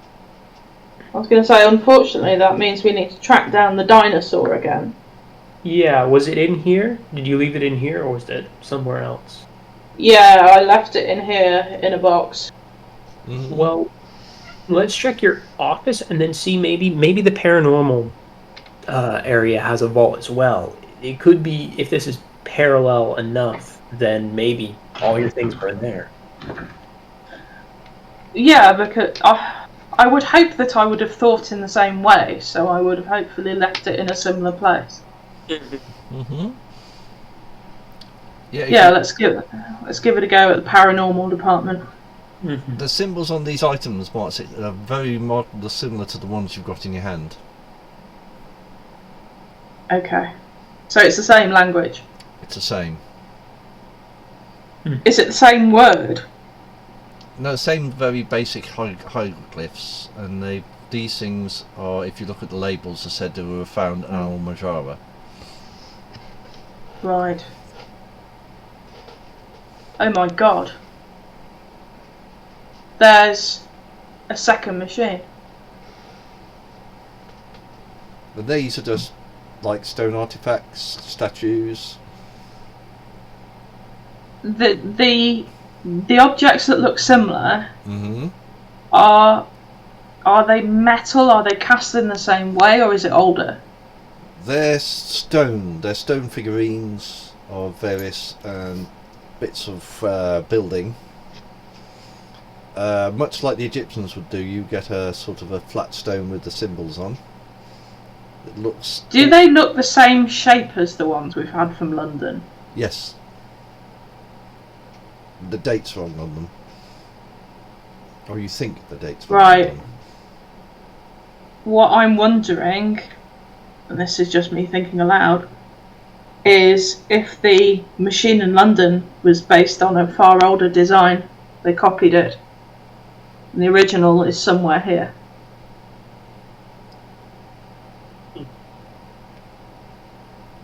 Yeah, that could work. The rifts have been, well, as far as we know, have been centered around here. So This could 'Cause- be the origin of a some sort of cataclysmic reality break or something.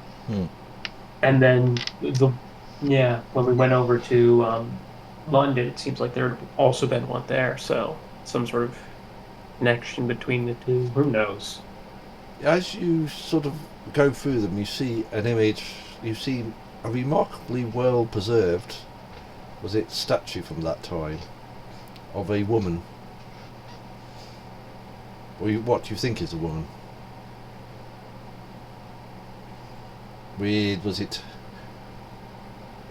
very faded paint on it? And Is it red paint? No, it's the hair would look as if it's got black, and the eyes were green.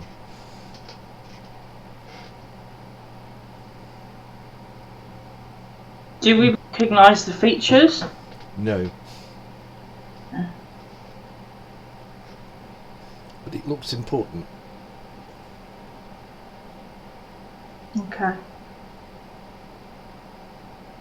I mean, we can just make a mental note of it, and Yeah. possibly, like, how good are you at drawing? Could do a quick sketch or something. Does my phone have a camera on it? It certainly does. Good call. I take a picture of the thing. We've got camera phones now, yes. Yeah. You've got to figure out how to charge them. That's going to be the fun bit. Oh, we should have looked for chargers at your house. They should be okay till the end of the day, hopefully. Yeah. Hopefully. We only know how... We have no clue how long we'll have these. Anyway. No, well, I mean, we will have been used to Nokia bricks, which you don't have to charge for like a week. That's it. Yeah.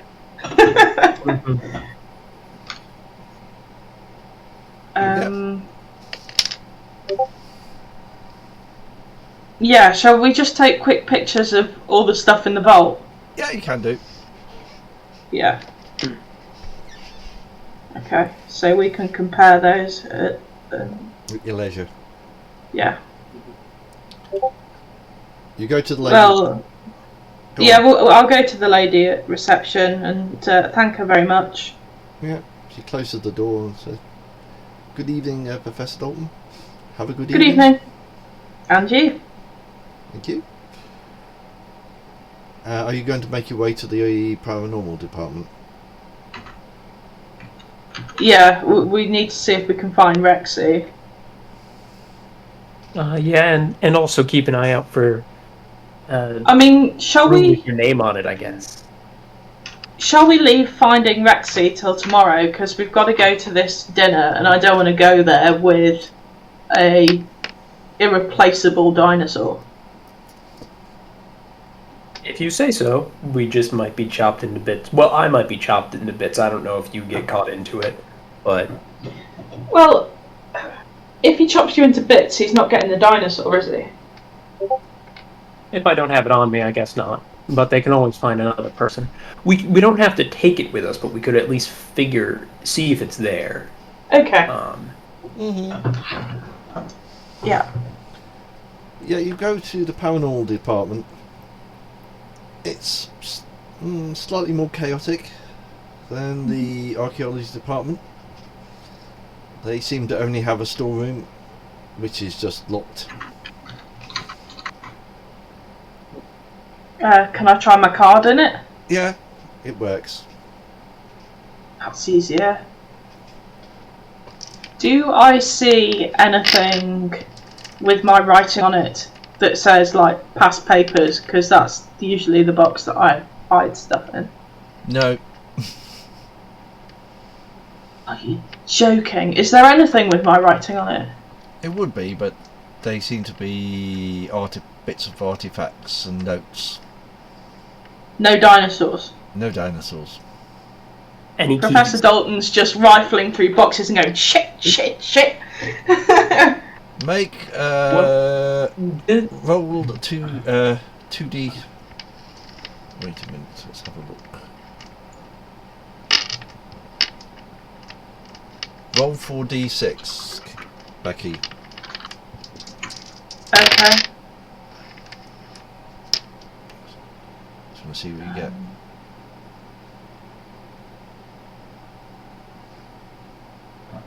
Exclamation mark 4d6.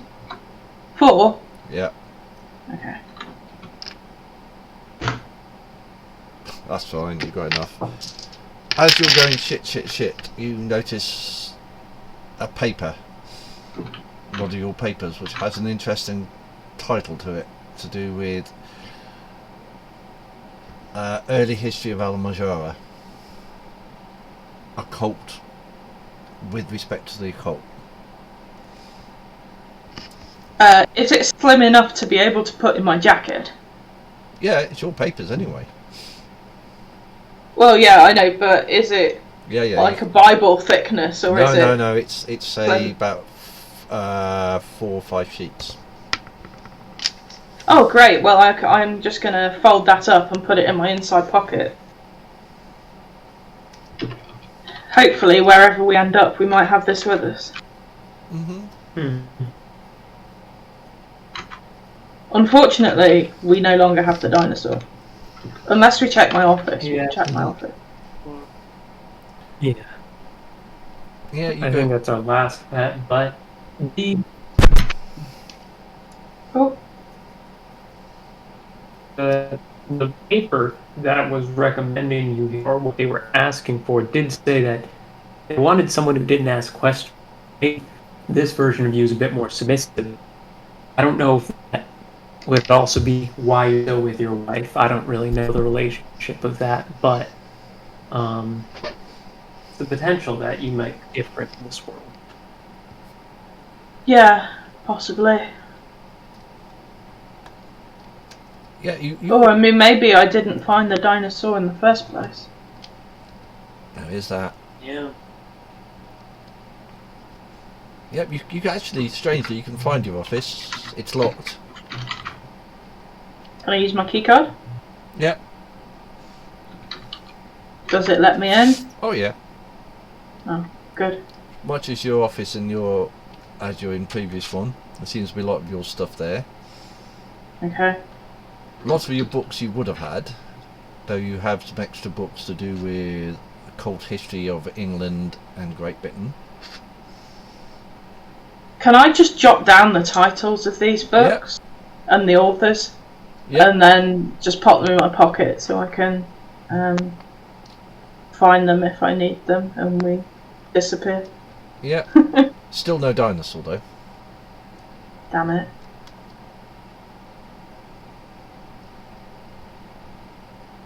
And you seem to not have, unlike the last place, you don't do any teaching. If you look in your diary. Yeah. Oh, easy street, no more grading papers from me. Exactly. Yeah. And if you look at your diary, you've been... Well, at least that's one good thing. If you look at your diary, you've been travelling for a long time. On and off. What does my diary say for today and the last few days? Just says on a job for Major Smith. Okay, but it's not like I'm off the island or on holiday or something. No. It said yesterday on a job for was it Major Smith? Oh right. Yeah, okay. that was probably us looking for Takanaka Nabaru. Yeah, possibly. I wonder if there are two versions of us. Theoretically. Hmm.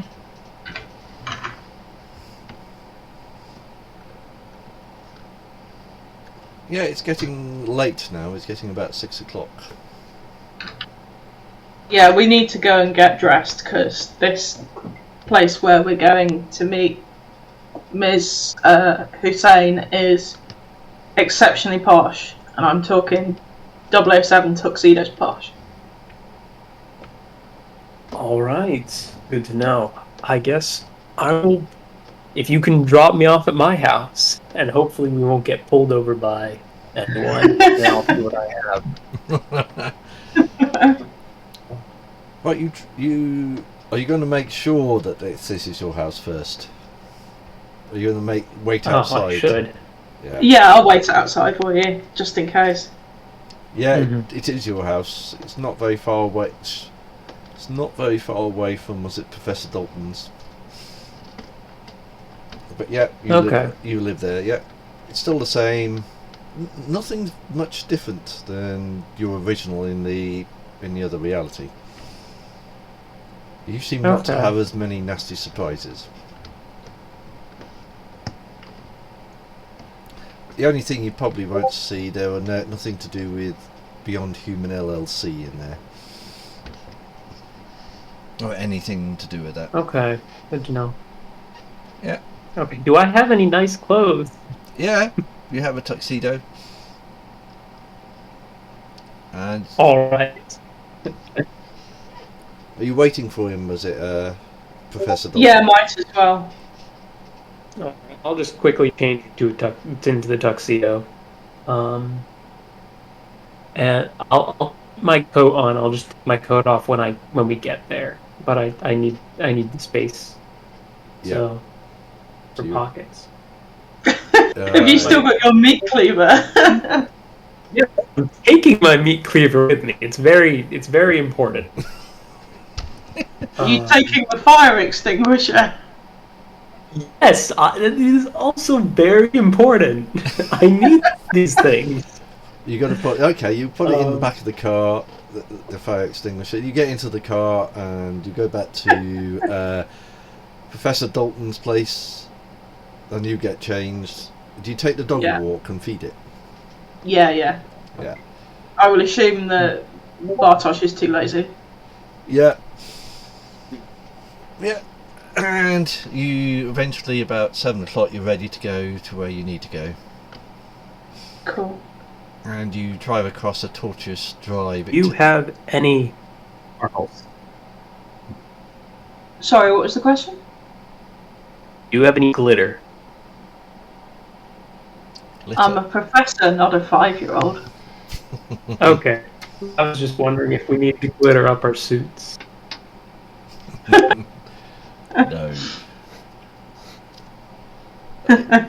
Okay. Yeah, and you've been here before, if you remember rightly, but this time, as you pull up the front, as it gets the broken window, it gets a bit more freer. You pull up to the front, and the guy comes down and opens the car, and he says, parking, sir? Yes, please. As close to the entrance as you can get it, thank you. Yes, sir. Clicks. Keys, please. And here's your ticket. Yeah, that's okay. I'll make sure I get whatever I need out of the back. Yep. I don't think you'd be allowed to take the fire extinguisher in, somehow. Oh, No. Oh. It's Okay, really, I'll leave the fire extinguisher. You figure out this is a very plush club. Okay. I will keep my coat, and I'll keep the meat cleaver in the coat. I'll just take off the coat when I go in there. So I can be posh enough. Yep. You walk in and it's playing. It is, as you remember last time, Professor, it's a nice plush club. High class, swanky. They're playing 1950s music. Lots of us at very good food. People in tuxedos.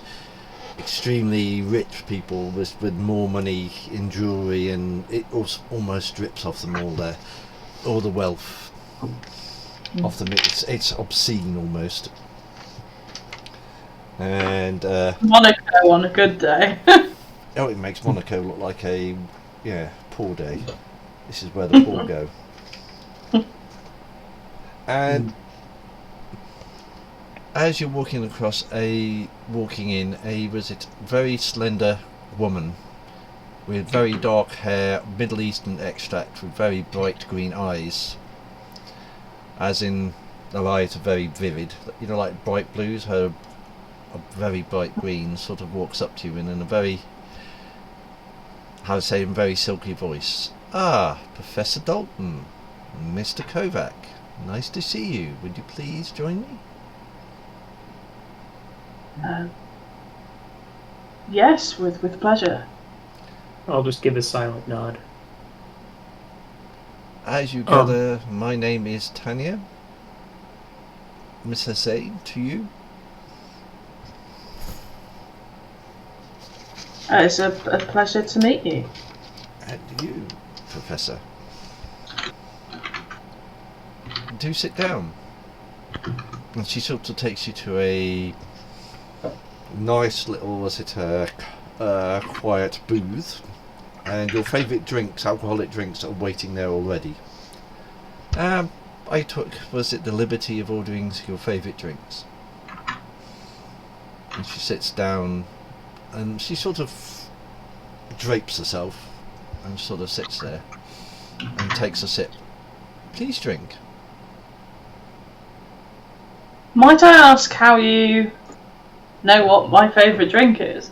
She just smiles. I just do. Of course. I'm going to pretend to take a drink. I'm not actually going to drink. She just looks at you and smiles and sort of goes, I suspect you're wondering why I have you got you here, don't you, Professor Dalton? And Mr. Kovac. Well, I can't say I'm not curious. It would be very strange if you weren't. And she sort of laughs. Well, how do I put this? What's your interest in certain symbols and glyphs, and why are you researching them? If you don't mind me asking. Symbols and glyphs? Well, I'm an archaeologist. Of course, those sort of things interest me. Why those ones in particular, Professor Dalton? What, the Greek, Roman, Egyptian? Early ones. Oh. They're unique to the island. That's very interesting to me. It's unique as a culture. Nothing else, Professor Dalton? Oh no, I'm far too boring for it to be anything else. Oh, come, Mr. Professor Dalton. You and Mr. Kovac have been busy over the last few years. Far from, how you might say, boring. You seem to have an interesting career. As interesting as academia gets. Your sort of academia, indeed. Far from the stuffy stuff, isn't it, Mr. Kovac?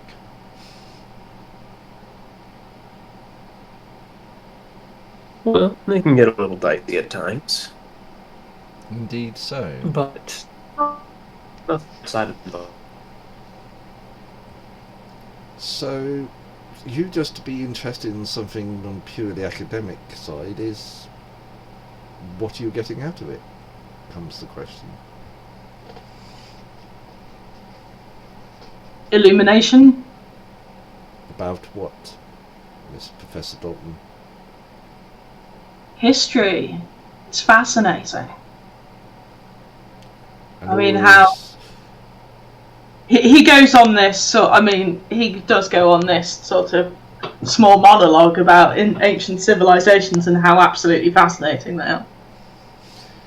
Kind of connect eyes with this woman and be like, and just kind of make the face like, can you believe this guy? She sort of... Yes, Professor Dalton. It's your interest in this history could be potentially very dangerous for you. Especially if you study it too early, if you understand me. Too early? Pre-First Dynasty. Huh. Okay. Oh. I wouldn't imagine anything that old would really exist. She smiles. What exactly would be your interest in this? You've been asking a lot of questions. And do you really think I'm going to give you an answer, Mr. Kovac? I wasn't expecting one, but it was worth a try. Indeed it was. But what I will say is don't get too curious about things, because it could prove extremely fatal for you both.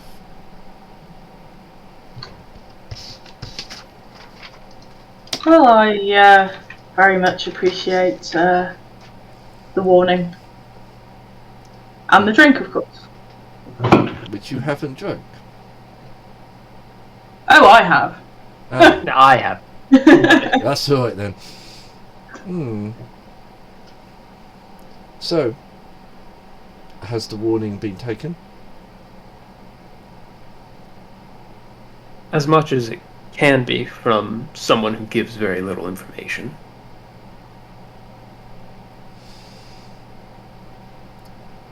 You might say a friend. Goodbye. You like telegrams by any small chance? What is a telegram? Never mind. Indeed. Good night. You may go. When she was saying, like, what is a telegram, was there any hint that she was kind of messing around with us, or just... It was just genuine. straight up? It sounded genuine. Okay. I assume she wants us to leave? Mm-hmm. Okay, yeah, we're not meant to be. I'm going to keep an eye out for any dinosaurs, because everyone here is super posh, as you said, so, like, toy dinosaurs, definitely show of wealth. Toy dinosaurs. Really shiny toy dinosaurs. There's lots of jeweled dragons, cats and brooches. Does she have any interesting jewellery? No, she was rather plainly dressed. Okay. You know, Is she still sitting there? Oh yeah, just Okay. watching you. And she's still lounging. Alright, I guess we can leave then. Yeah.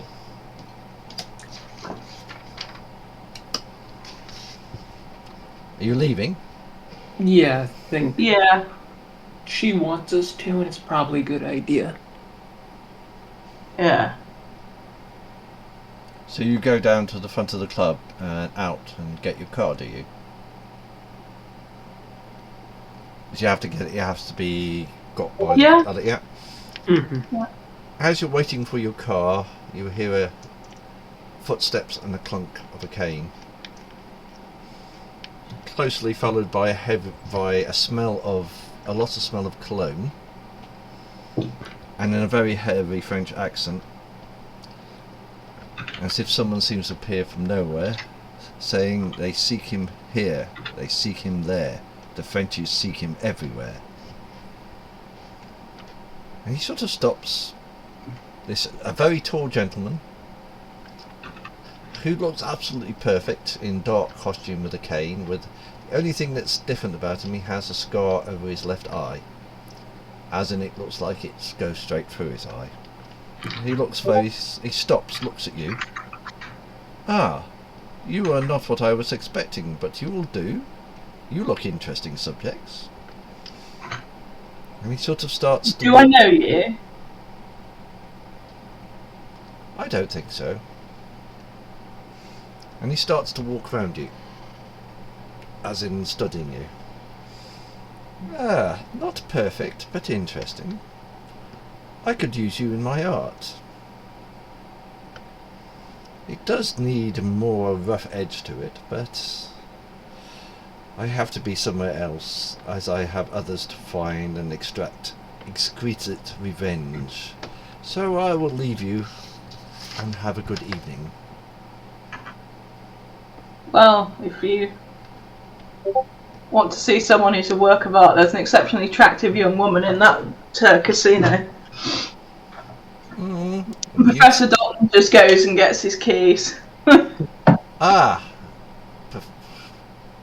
I forgot to... I was being a little, how you say, rude. I forgot to introduce myself. I am Theodore, an artist extraordinaire, and he bows. And good night again. I just kind of gave him a hard stare the entire time. Not like hard enough to be like intimidating or like forceful, but just kind of, just in general, like. He just smiles. I don't trust you. He just smiles and opens his mouth, and you think he's got fangs, and then he sort of turns around quickly and just disappears. French vampires. You mean literally disappears? Yes. Shit. French artistic vampires. Who smells of cologne very heavily. Oh, shit. Well, I'm gonna have to add a Things I carry around now. I wonder what it's going to be. Yeah, you get your car.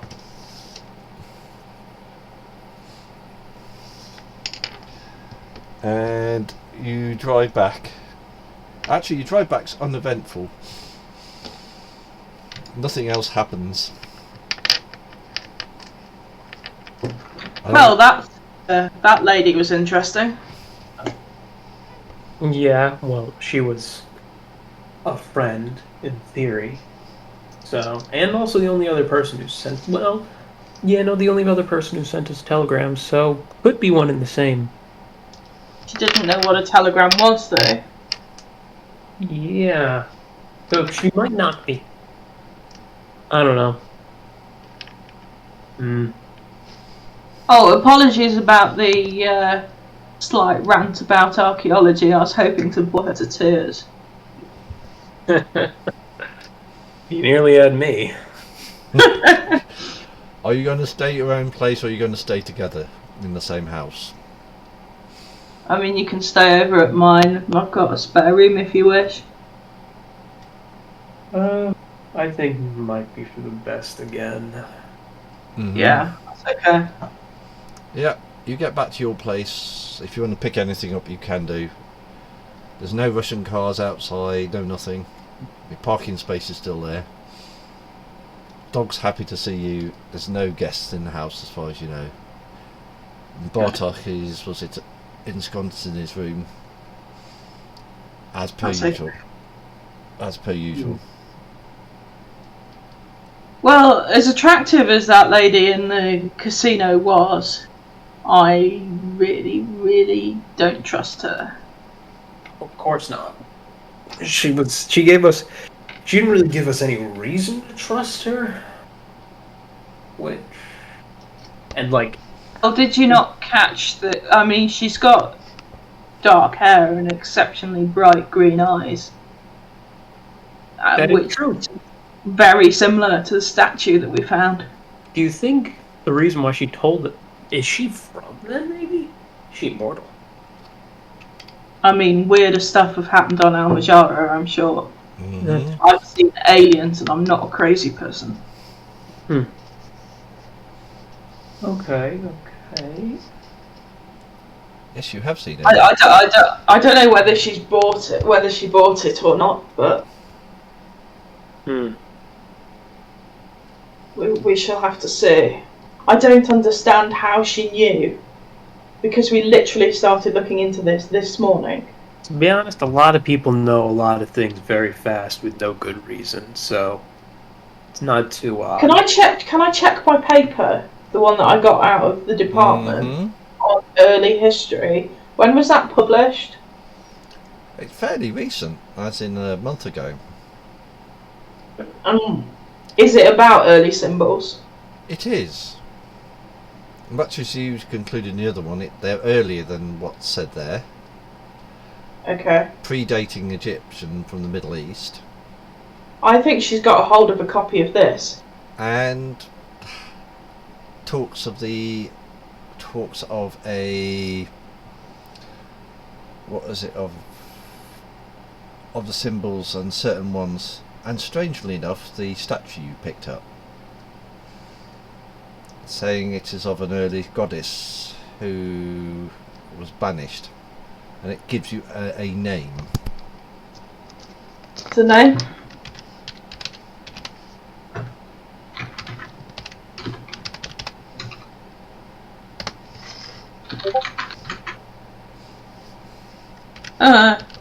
She hasn't changed her name much.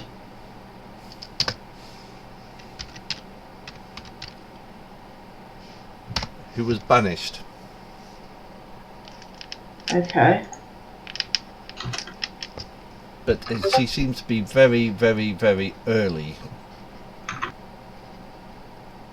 I wonder if that name is similar. It's Tanith. Is it Husutu? Or Husutu?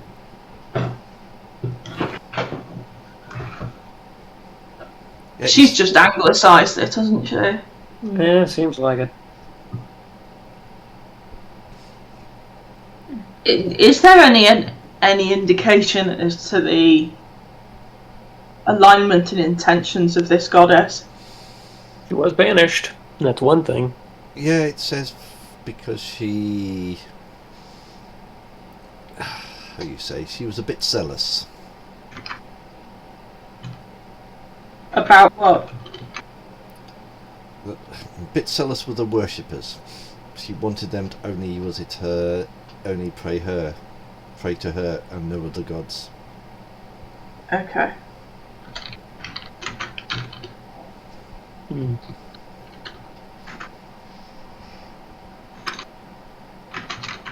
And was it? It seems you've been researching it. Well, I think I've been a complete tit and put a target on my own back here. Yeah, well, it does seem like this version of you might not be as understanding of the danger. Yeah. Maybe. Because, yeah, this definitely seems like if this paper was published, this is... Yeah, it's got to be probably mention. At least from her, it seems. Well, this version. I mean... Go on. I don't think...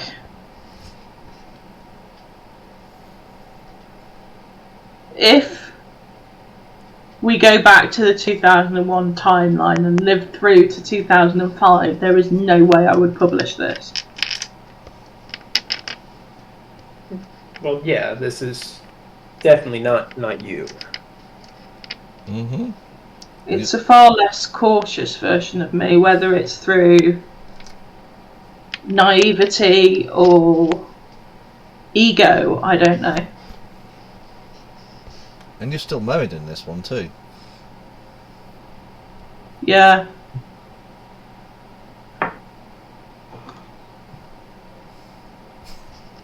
Oh, I wonder what changed.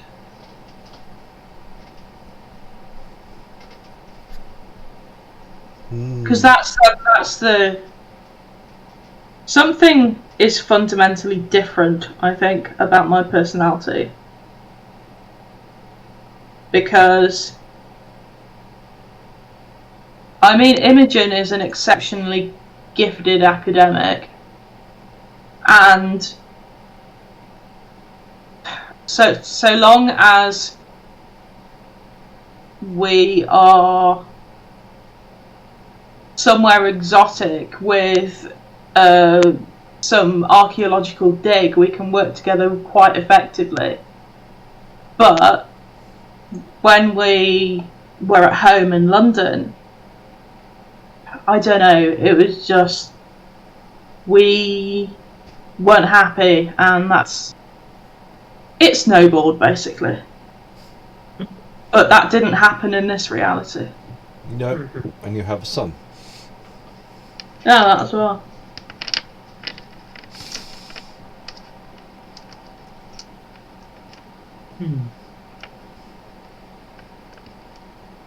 You've also answered the question for, was it Mr. Major Smith too?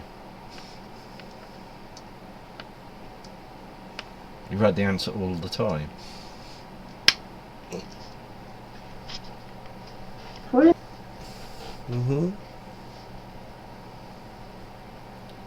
Well, if you read the paper more, it describes of a civilization that predates most of the Euphrates. You know, as in the around the Euphrates, as in the two rivers, Right. which is potentially more advanced than what came. Potentially more advanced than what followed. Well, I'm going to keep this report in my pocket because if we do slide back, then at least I will hopefully have it with me.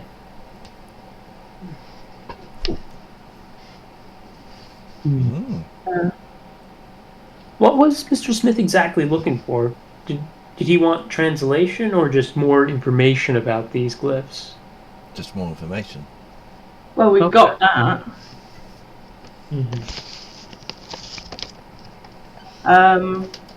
We know a lot more than when we started today. You certainly do. But we also have a lot more problems. Yeah. I really, really don't like the idea of a magic goddess taking an interest. Hey, if a magic goddess is on our side, then that could be useful. Though granted, she was banished, so she might not be trustworthy in all respects. But she's had plenty of time to think over it, potentially. Unless she was just straight up banished to this time. In which case, she has not had long to think about it. Straight up banished to 2005. Yeah. Well, she would have lost all of her followers, and if that was important to her, it would definitely hit her. Well, hard. that's maybe why she looked at us like when we were crazy, when we said the word telegram. She's not lived through that history. That's true. That's true. So maybe we just need to keep on mentioning random technology like, I don't know, VHS tapes and cassettes until we get to a time period that she knows and she goes, oh yeah, I have one of those. Yeah. Oh yeah. Are you going to go? Are you just going to discuss all night? Or are you going to go to sleep? We'll probably end up discussing until like the early hours and then go to sleep. Yep. I'm gonna ask, do you have a chair specifically in your house that you do not like? Oh no, I know what you're going to do with this. Yeah. I mean, there's got to be a piece of wood outside somewhere. Mm-hmm. I can't imagine Professor Dalton would have a spare chair that you can hack to pieces. No.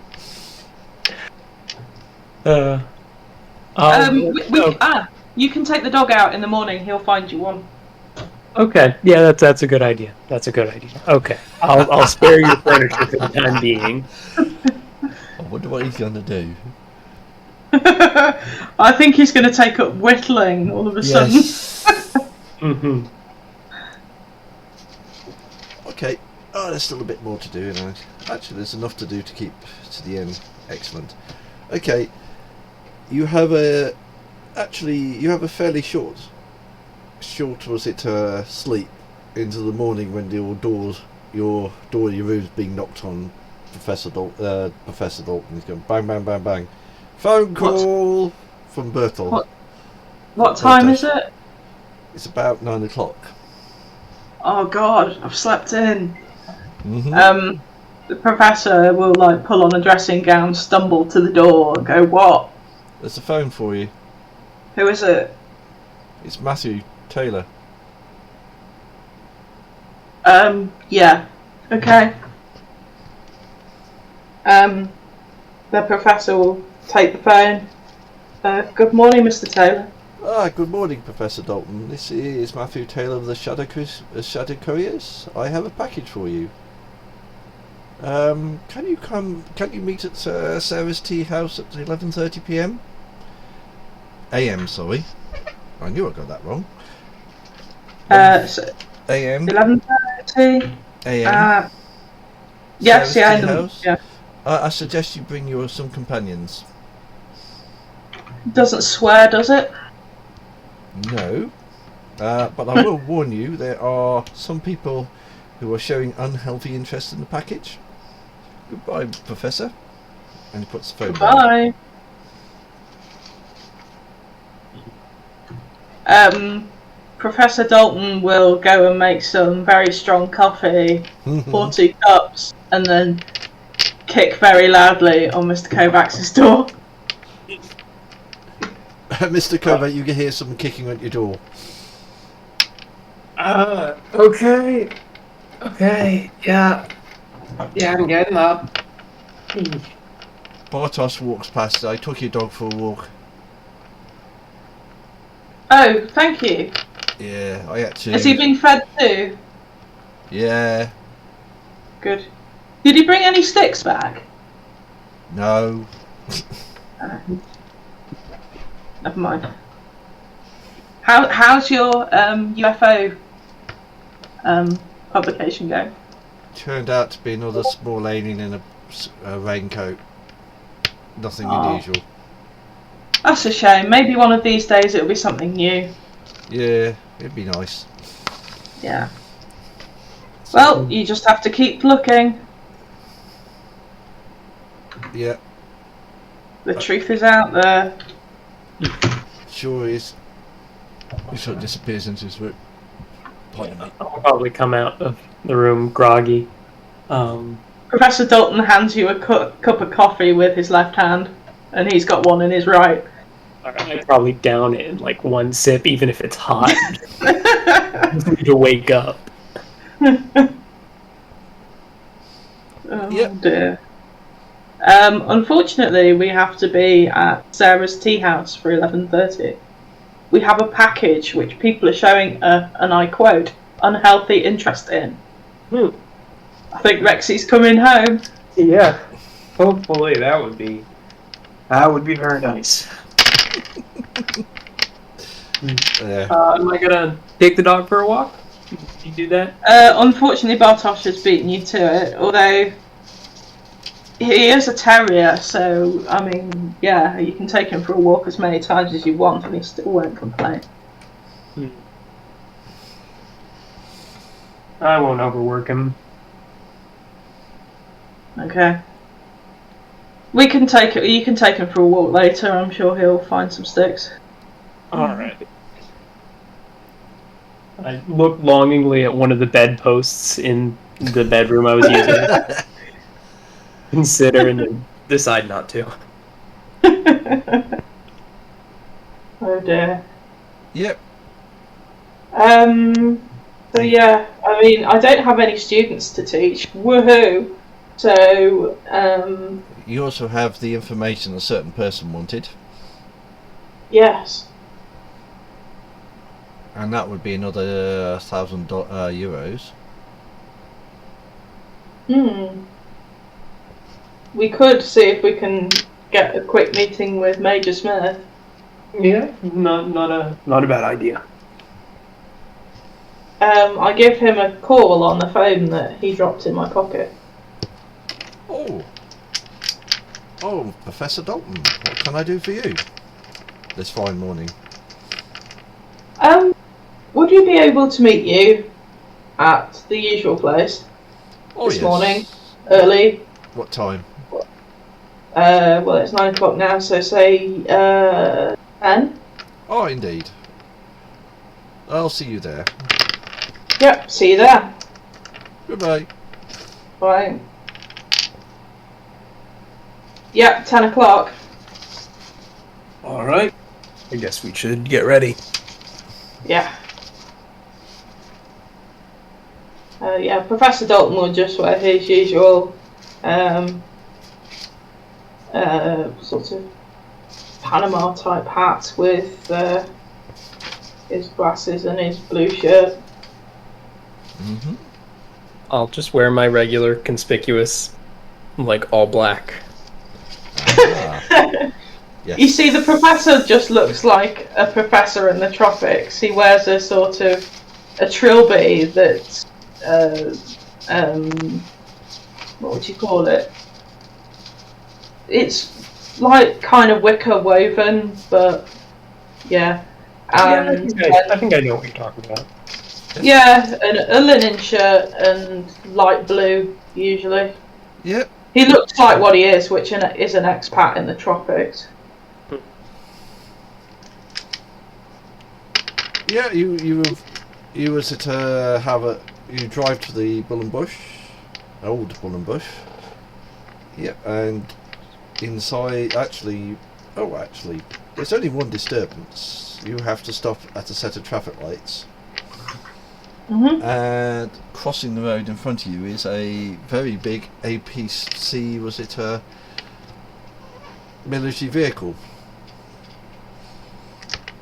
which looks a little out of place in so much that it's big, modern looking, has a German, was it a army symbol on the side, and if you look particularly close to it, there seems to be some black squares with, was it the SS symbols on them, on it. Oh, nice. It's it seems to be looking a bit out of place. I wonder if reality isn't quite as right as they think it is. I don't think it's right anywhere. Though we have been fairly undisturbed for the time being, which is nice. For the time being, it's always the useful phrase. Well, shall we go to the pub and see what he has to say? Yeah, you've had no small dogs asking for sausage this time. Oh, this might be the better universe.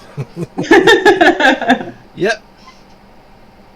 You get to the Bull and Bush. It's still there, still the same, and you wander inside, and there's was it Major Smith again? Gets up, and he has coffees in front of him. Good morning, Professor Dalton. I thought you'd appreciate a coffee rather than a drink at this time in the morning. Yes, this is a little bit early, isn't it? Indeed. We've had a quite a productive day.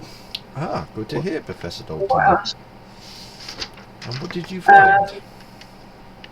I will give him a summary of what was in the paper that I wrote. I'm not going to show it to him though, I'm just going to keep it on me because I want to keep that. So I'm going to just tell him verbally. And then I'm going to mention the statue with the dark hair and the green eyes. And that her name is, and then I'll give him the name. Taneto Susu. Yeah. A goddess of magic. And interesting. Strangely, we believe that we met her last night.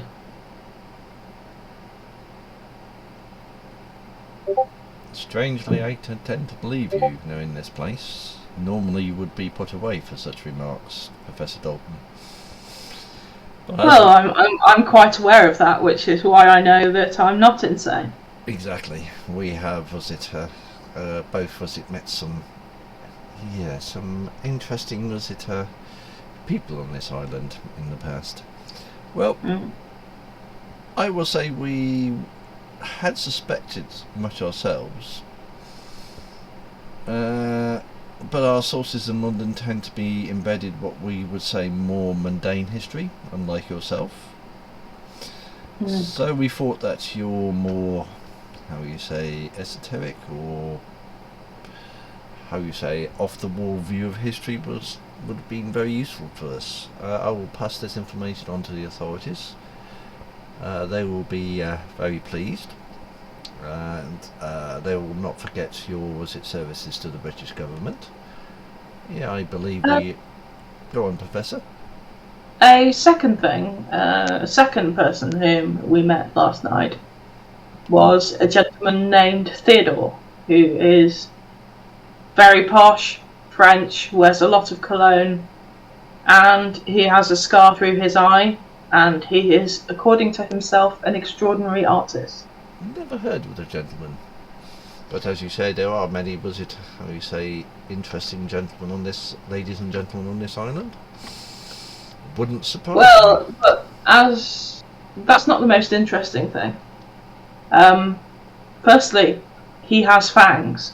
Secondly, he can disappear. Interesting. Thirdly, he looked at me like a lion looks at a gazelle. Ooh, interesting. Gets his notebook out, writes something down. I might look into that. Snaps it shut. The rest of your money, Professor. Hands out. Many thanks. And he turns to you, was it, Mr. Kovac? Mr. Kovac, I would appreciate you continue to look after Professor Dalton, and I would add a little extra in your pay at the end of the month for your trouble. Not an issue, sir. I would like to add one thing. Go on. We have been warned that such glyphs and sigils of the time period that they are, where they've dated to, may be dangerous.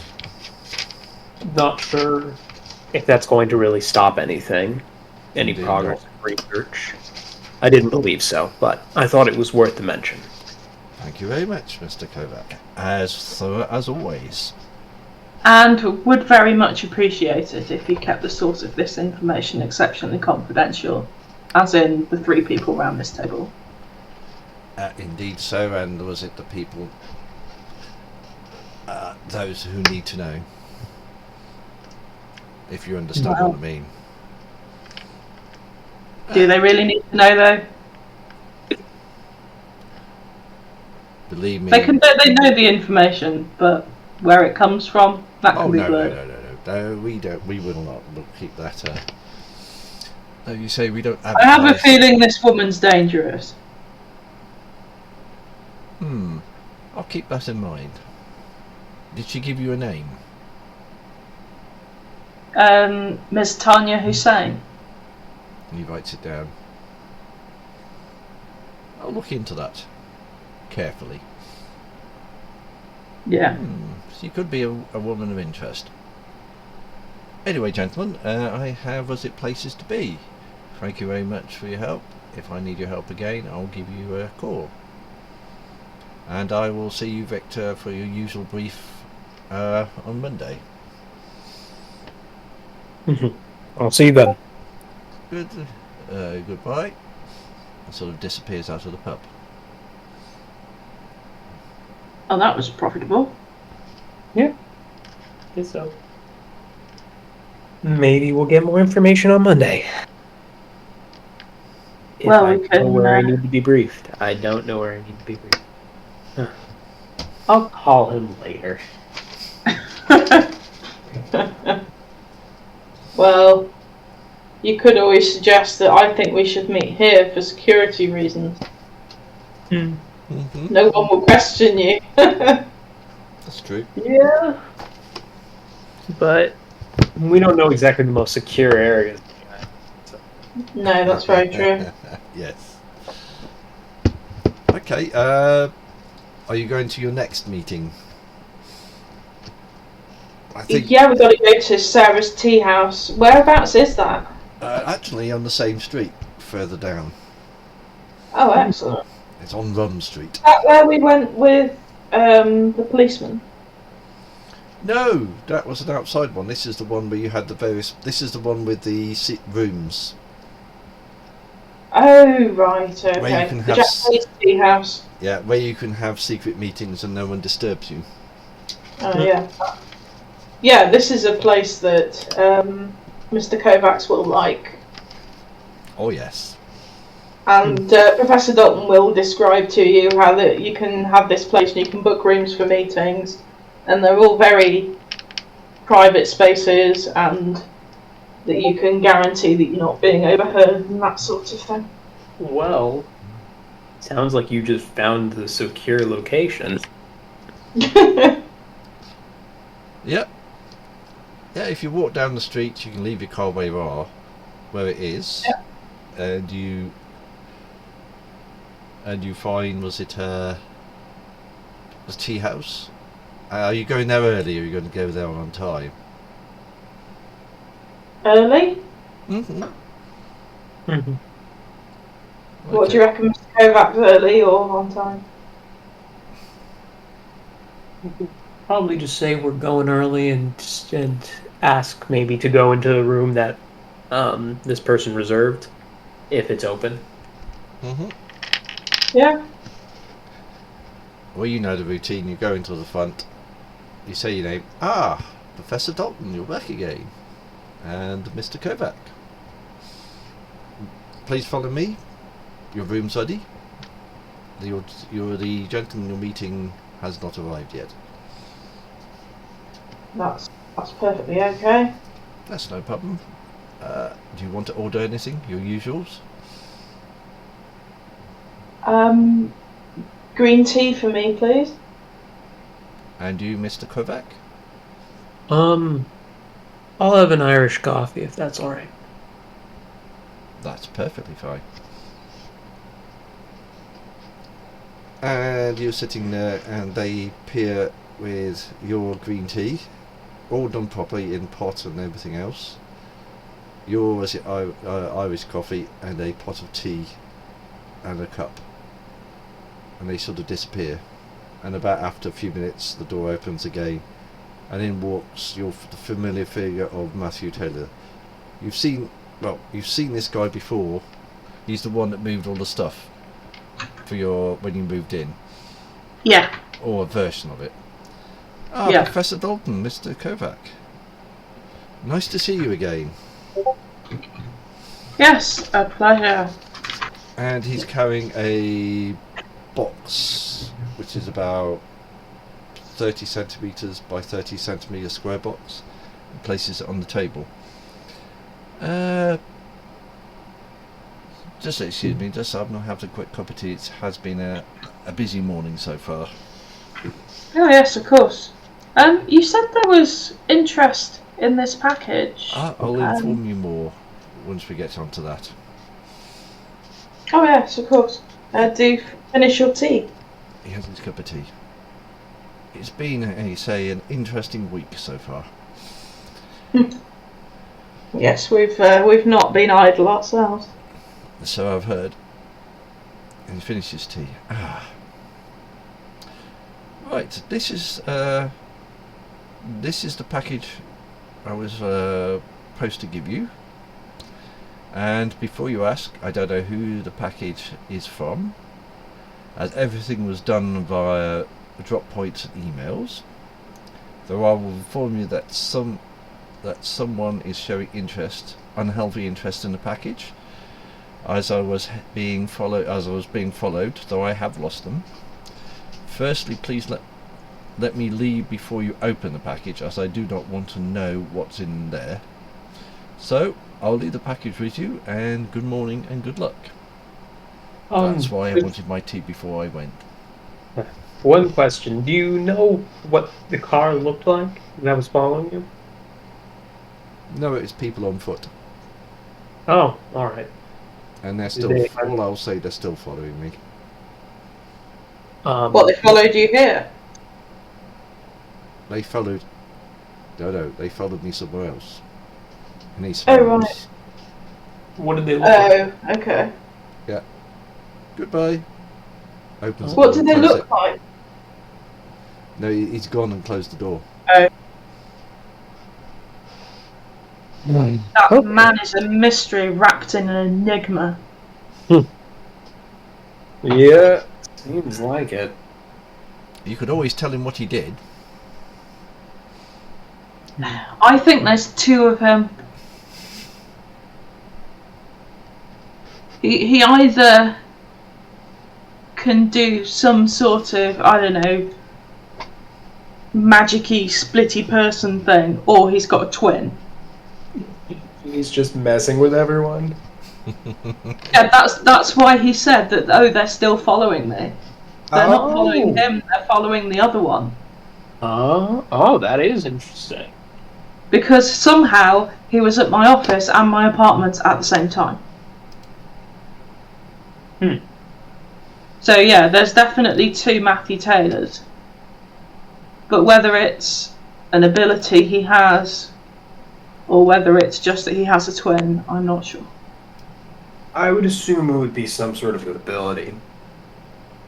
Though a twin with a psychic connection could offer the same idea, I guess. Yeah. Stranger Things and Amajar. You're learning fast. Yeah. Right, the package is sort of it's just a plain paper box with a line this way up, no labels, plain cardboard box, brown. The only label is this way up, fragile, and it's taped shut, and there's no labels or nothing on it. Shall we? Yep. I will take out the butcher knife. Oh, for God's sake. I will very carefully open it with the butcher knife. Yep. And you open it, and all that's in there is brown paper, as in packing paper. That's all you can see from the top. I guess kind of slowly take some of the paper out. Sort of comes out, you know, like the stuff they use on Amazon. It's that sort of brown paper. And there seems to be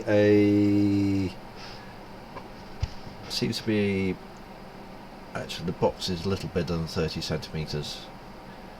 It's about 40 centimeters. There seems to be a box about 30 by 20 by 10 in there. That's sort of wrapped in cling film. Not cling film, in bubble wrap, sorry. Box within a box. Boxception. Be one of those pass the parcel presents. I'm going to be really disappointed. Yep. And there's this thing that's just lying there in this bubble wrap. Is it heavy? It's fairly heavy, but not.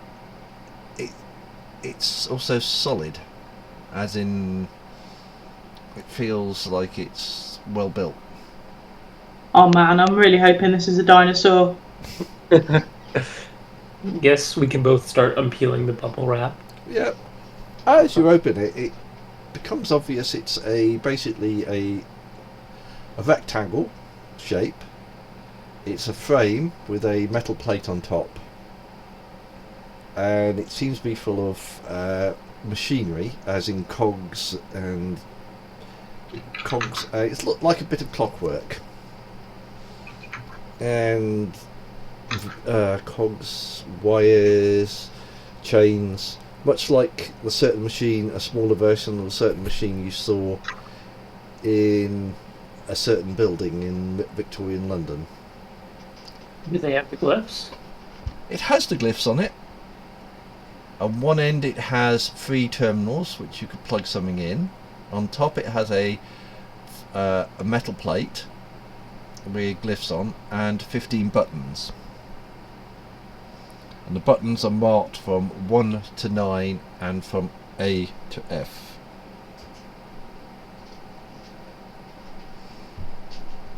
And you can press the buttons in. And they click down. If you press them in, they click out. 1 to 9 and A to F. Is that hex? Could be. There's no 0. Oh, yeah. So, did we just got a mini Inferno machine? Yeah. It's not what I was expecting, I'm not gonna lie. No, neither was I. I mean, if it works, that's incredible. Yeah. The And question there is, how is it a. works. I forgot to mention. There's also a bit of paper. Oh. I'll put that in there. Oh, wait a minute. We didn't do it. I need to just open it because I've got to put it in recent documents. Right, now that should.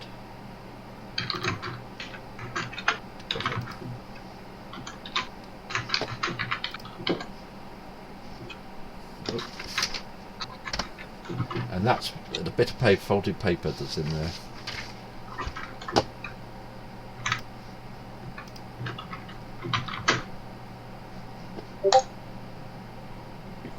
Well, that's kind of sad, but good. I don't know. Keep this time to use it when it comes.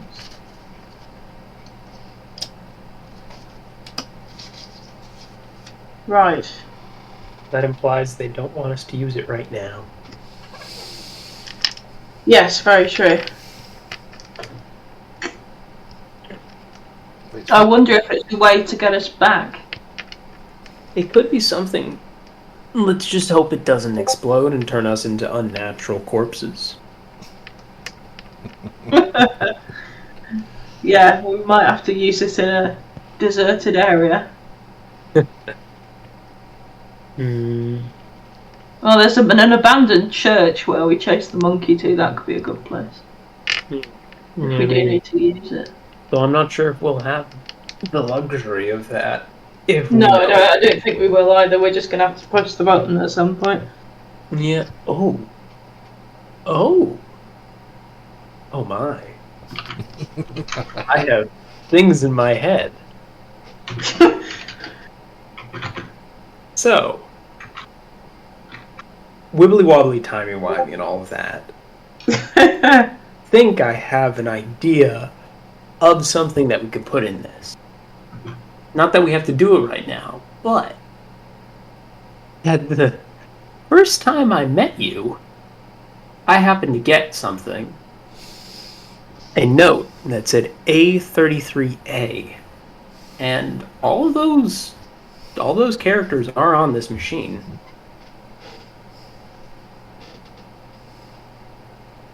That's interesting. Very interesting. Oh. A33A.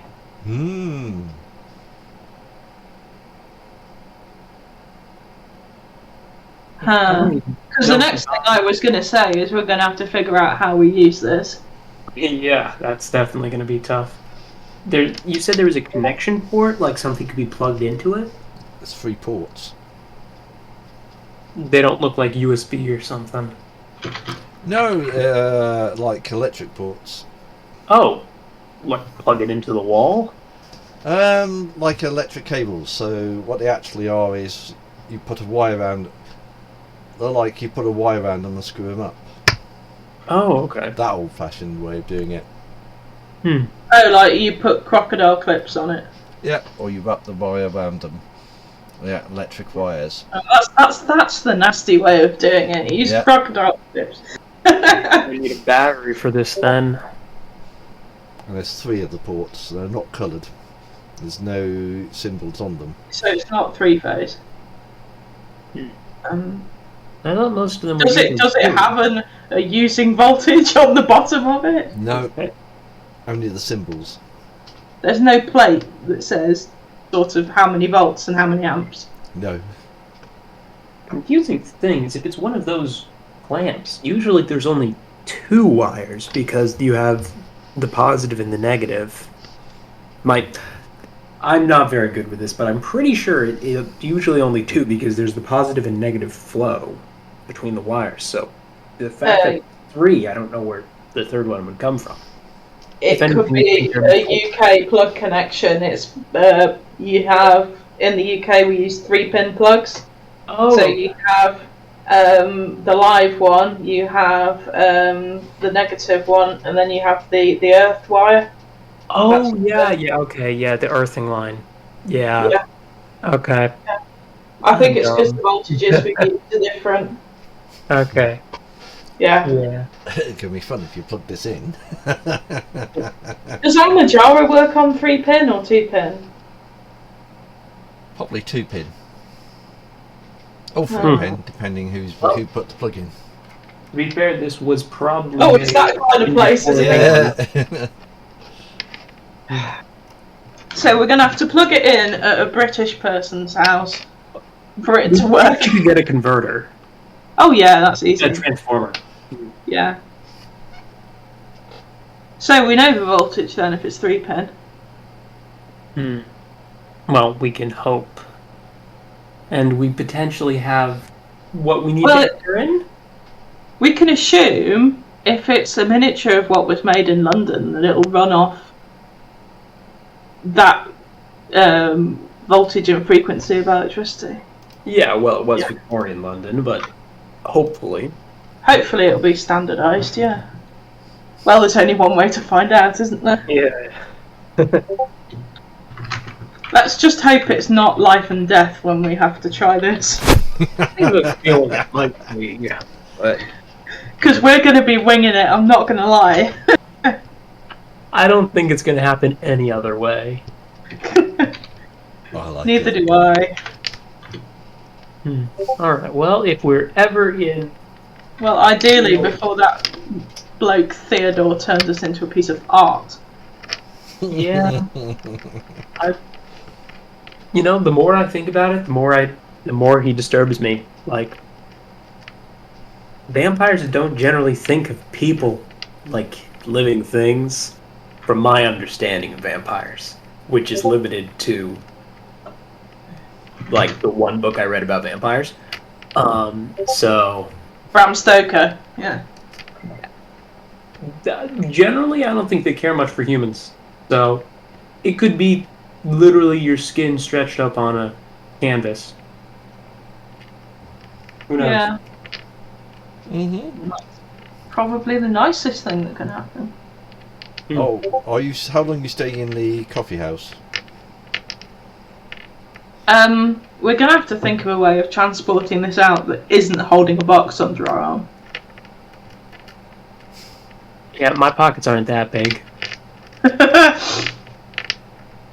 You're going to have to go back to your house, aren't you, and get a bag. I mean, this is a tea house. Do they do like souvenirs and stuff? Can we get a Yeah, we bag? could get like a Oh, souvenir. they could get you a bag for a charge. Yeah, that's fine. Yeah. Yeah, we'll get a bag and some touristy crap, like some, I don't know, fake Japanese teapots and some things. I'll pack this back into the box. Yeah. Kind of wrap it in the bubble wrap again. And of course it won't close completely, but it'll be good enough. Yeah. And then we can put it in the bag with assorted souvenir junk. And Yeah, if then, we can get like a sticker, we can put that over where we cut the tape. yeah, that says sold on it or something like that. Oh, they can do that for you. Or just like Tea House Original. Yeah. Yep, you sort of, yeah, it's actually fairly small, so you can do that. So you wonder out the tea house. Yep. And as you wander out, you get accosted by some very strange people. A twitching lady with a knitting, a middle-aged man dressed as a doctor carrying a car horn, as you know that meow car horns. A doctor looks remarkably like a very bad Doctor Who impersonator, including the scarf and the floppy hat, and a teenager with spiky red hair and a red romper suit, who's sort of dancing around you at the moment. And they're sort of going, "Who are you? What are you doing here? When did you break it? Tell us now, not tomorrow. Tell us yesterday. What did you do? You broke it. Come on, answer the questions or we'll annoy you." And the doctor honks the horn in your face. Was it Mr. Kovac's face? I'm not happy. I will just give like the most dangerous looking grimace I can. And the guy in the Doctor Who goes sort of falls backwards on the floor and goes, "Just joking, but what did you do? You broke it, didn't you? That's our job, not yours. Stop it. If you don't stop it, we'll cut you up." And they just dance around you. What did you do? You got to tell us. Are you just going Go away. Not until you tell us what you did. You broke it. I haven't done anything. Where's your machine? Away. Where's your machine to do it? What machine? The one that cuts things up. I take out my knife. You talking about this machine? No, not that machine. The one that cuts it up. Where's your cut-up machine? Do I look like a butcher? Do I look like a butcher? But I have a cut-up machine. I can look like a butcher. Look at you. They know nothing. And they sort of wander off. Get in the car and go. You have to walk to the car. It's at the bull Yeah. bush. Yeah, it's only up the road, isn't it? Yeah. What a bunch of fruitcakes. Yeah, well, I think I got what they were getting at. I think I'm just gonna look in the back of the car to make sure they're not in the car. None of them are in the car. Yeah, as you look in the back of the car and all this. Telegram for Professor Dalton. Telegram for Professor Dalton. Wait, is this kid in the back of the car? No, he's on the street. Yes. Do you want this just into the main chat? Yeah, that's fine. May I ask you a question, young man? Yes, sir. And I will give him a note that's a fairly, a really good tip. Thank you, sir. How do you know where I am? I'm lucky. What do you mean you're lucky? I just have this knack of knowing where you are. That's why I've got the job. So your job is to exclusively bring me messages? No, I could bring everybody messages. Just you're in the weirdest place I go. Where else do you go? Well, I go to Fifth Avenue, Tower Bridge, whole loads of places. How do you get there? I walk. Oh. And run. Oh. Yep. Okay. Is that all, sir? I have other jobs to do, sir. Of course. Can you find other people the way that you find me? Only people I've got messages for. If I wanted to send a message to someone, how would I get in touch with you? You go to the Telegram house. Where is that? Where's the nearest one to here? London. Ah, okay. Thank you for your time. You're welcome, sir. And he sort of runs off again into the crowd. I feel I got more questions than answers from that conversation. I don't think that one's worth pursuing. I'm just happy to write it down to timey-wimey shit right now. And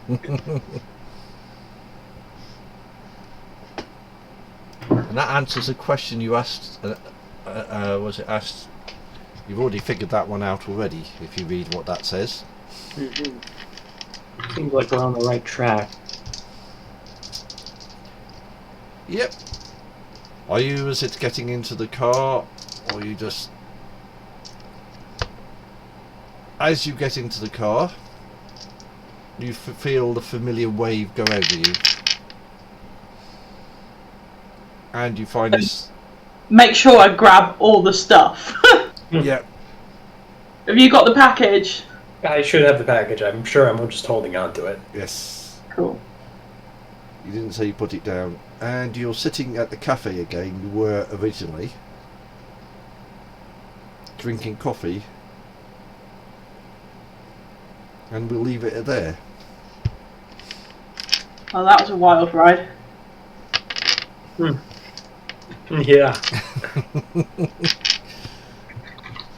Wait, I should actually do some XPs, which you need to add to your dice. And I think you've had 4 so far. So you can add 4, 5, 12 dice to your XP pools. So if we fail something, we can say, "Oh, we'd like to use one of our extra dice." Yes, you can add 12, or you can use 5 to increase a skill. Well, I think that seems fair enough for the amount you've done.